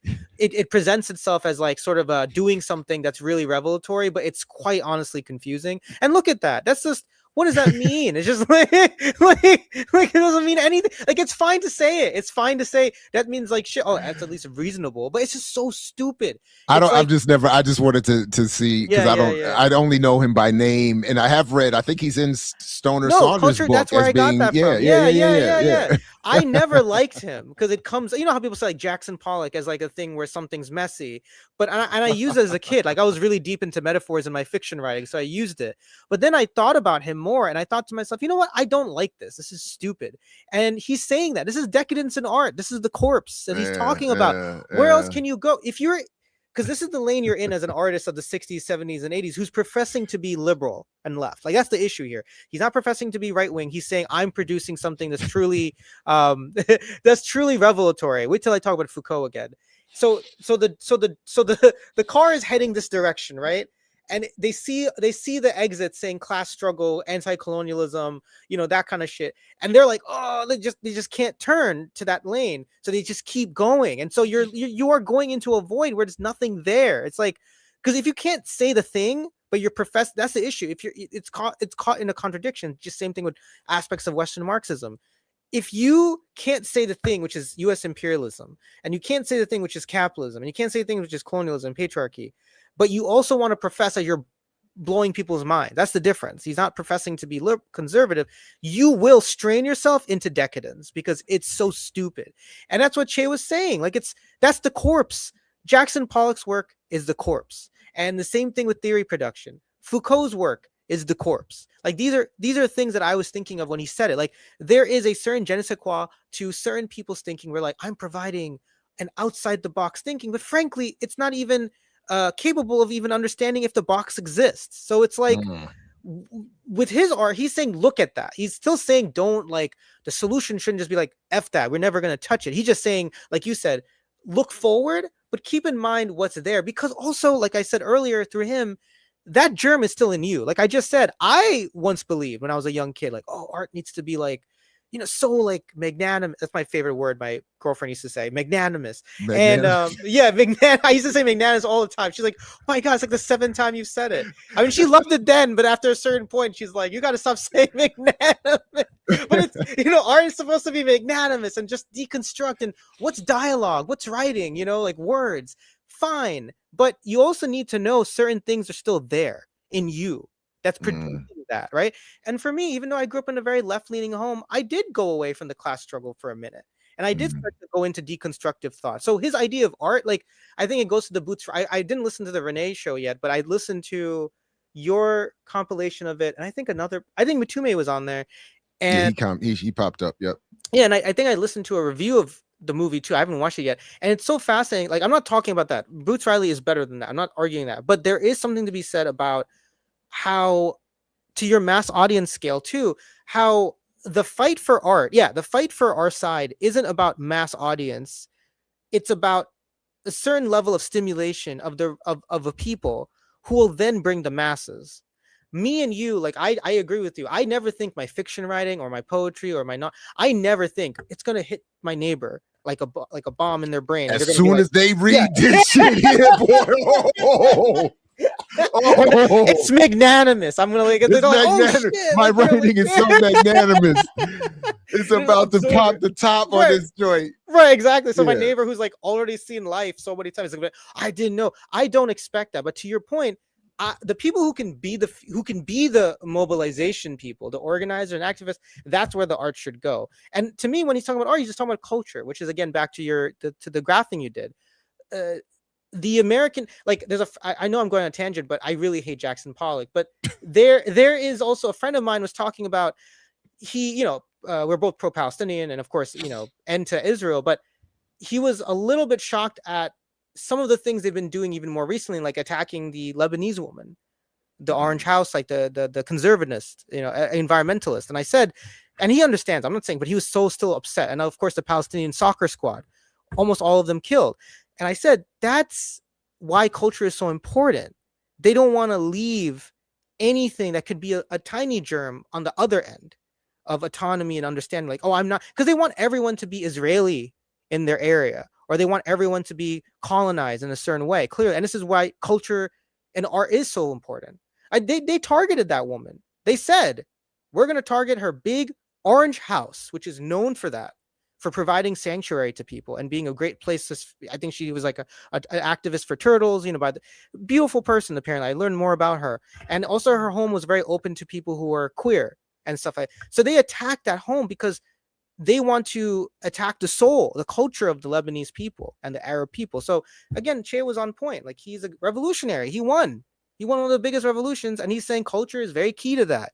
You need to also change people's minds along the way. So yeah, I know it's a diatribe, but I don't know. No, I'm not too familiar with this story, so I'm assuming this is the one you're talking. Yes. Leading Lebanese conservative dies after an Israeli airstrike on her home. What would be the reason to do that other than you want to evaporate, as a colonialist do, your sense of self? I mean, this is why when the French went into maybe Morocco, I could be wrong, I saw there was like a recent anniversary where they slaughtered a lot of the Islamic scholars who were the scholars of that time.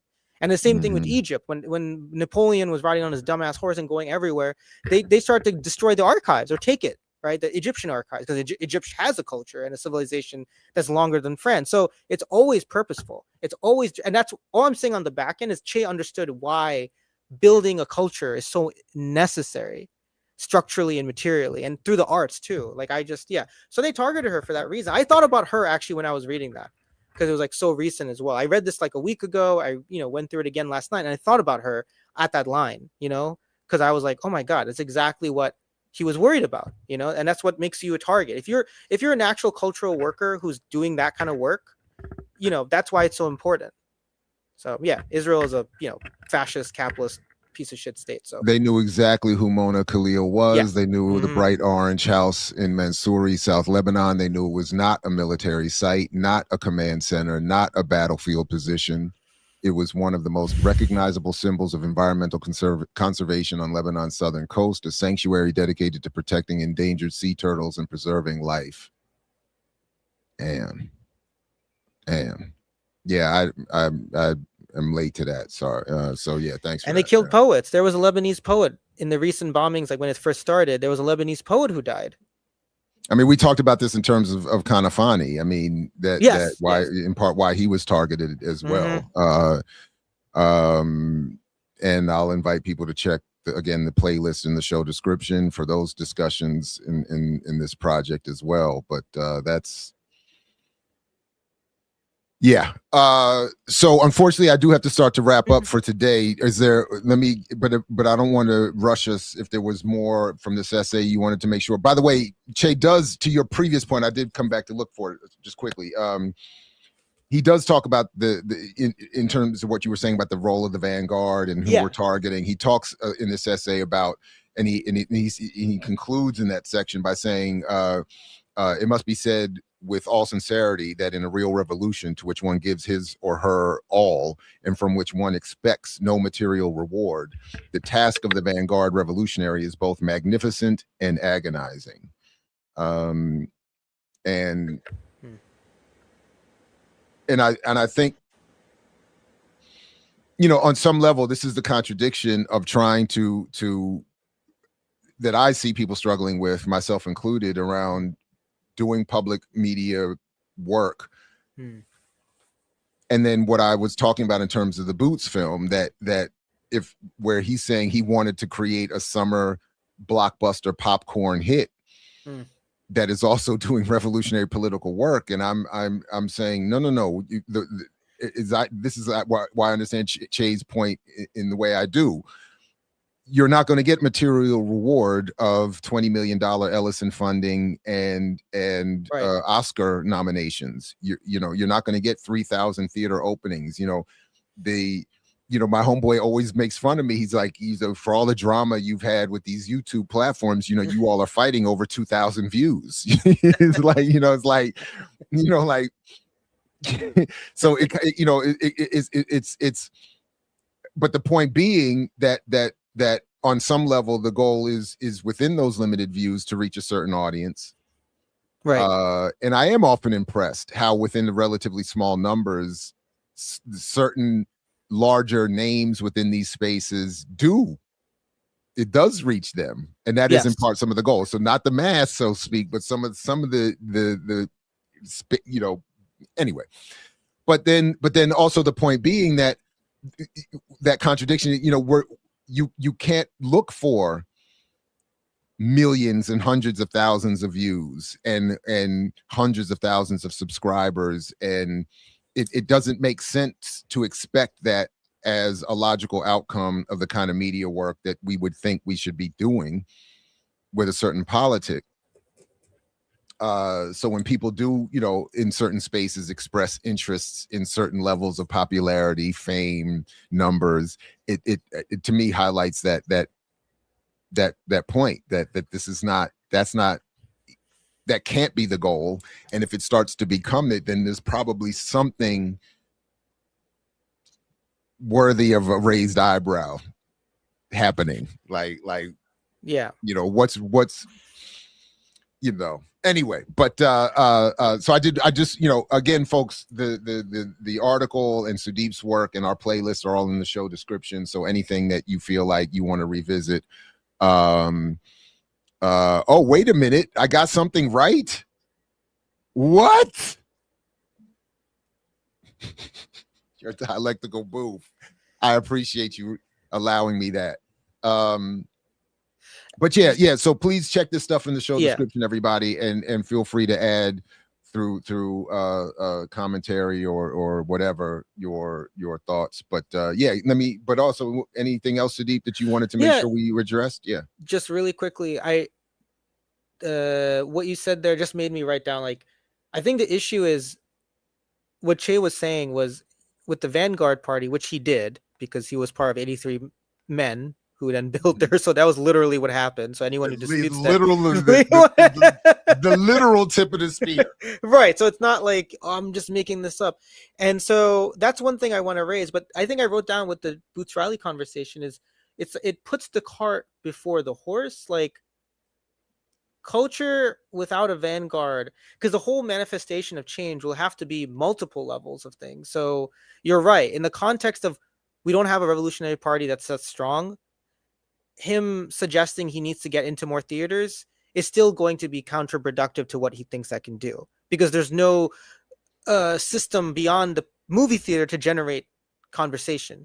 And I've listened to some movie reviews of it, like discussions where I think one individual from a show said they got this. I didn't watch the movie yet. I know that at one point there's a Chinese person coming and they're organizing with them. But I heard someone say that what they learned through that image was like they learned solidarity is important, but they also got the message that, China is communist and is even worse off.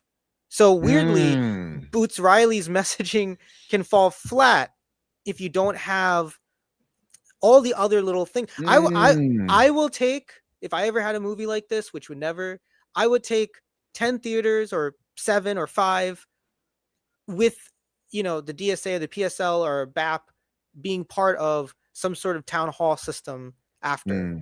So that's the thing I would do, which would be more productive than this.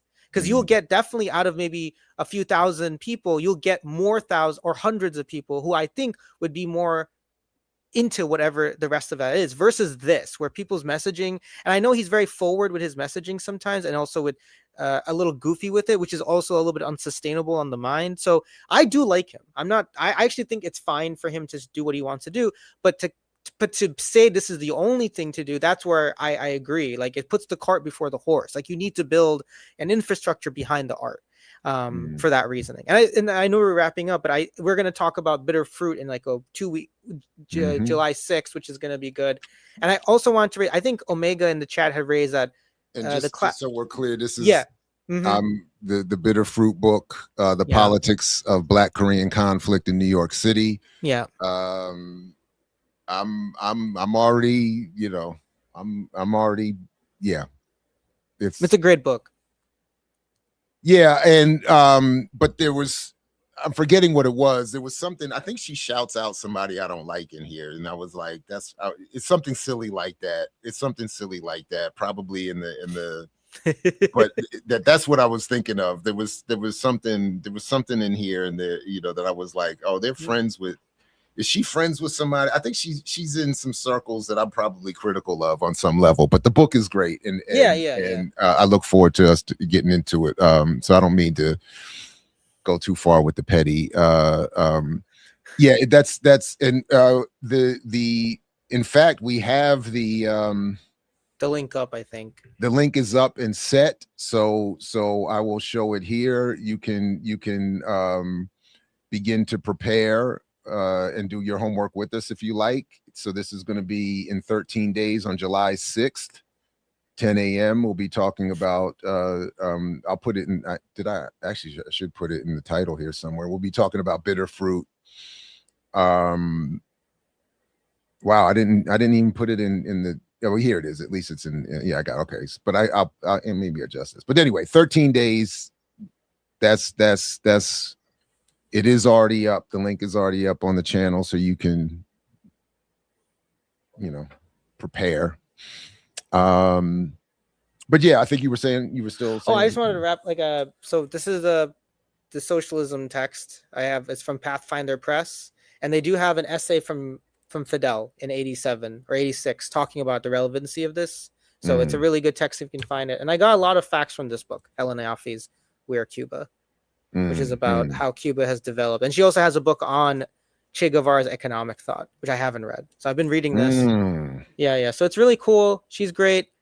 Also, I just wanted to shout someone in the chat. I think Omega a while ago mentioned I taught a Marxism Leninism course last time that lasted for 3.5 hours because the conversation was good.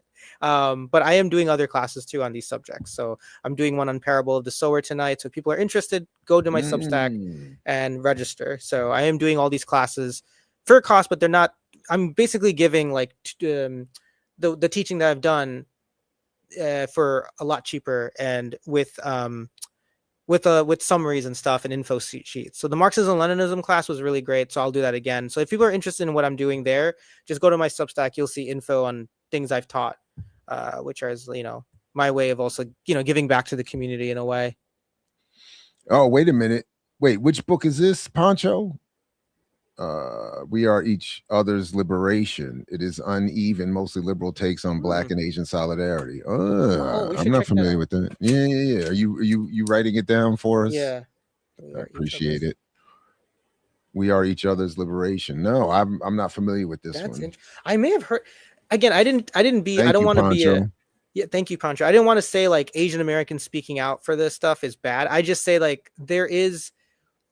What I'll say is maybe I'm not plugged into the Asian American social media circle as I thought, but I always see people coming out on certain issues, but then they sort of like flow away, which makes me kind of like, that just doesn't make sense sometimes. I'm like, where did you come from? Like, who are you? And then people are looking for answers and it doesn't go any deeper than certain talking points. And it's, you know, it's fine, but I feel a little bit like what we're doing here is what people should do, which is like you read a text, you discuss it, you summarize it, and also we talk about how Jackson Pollock sucks. So it's like much more fun.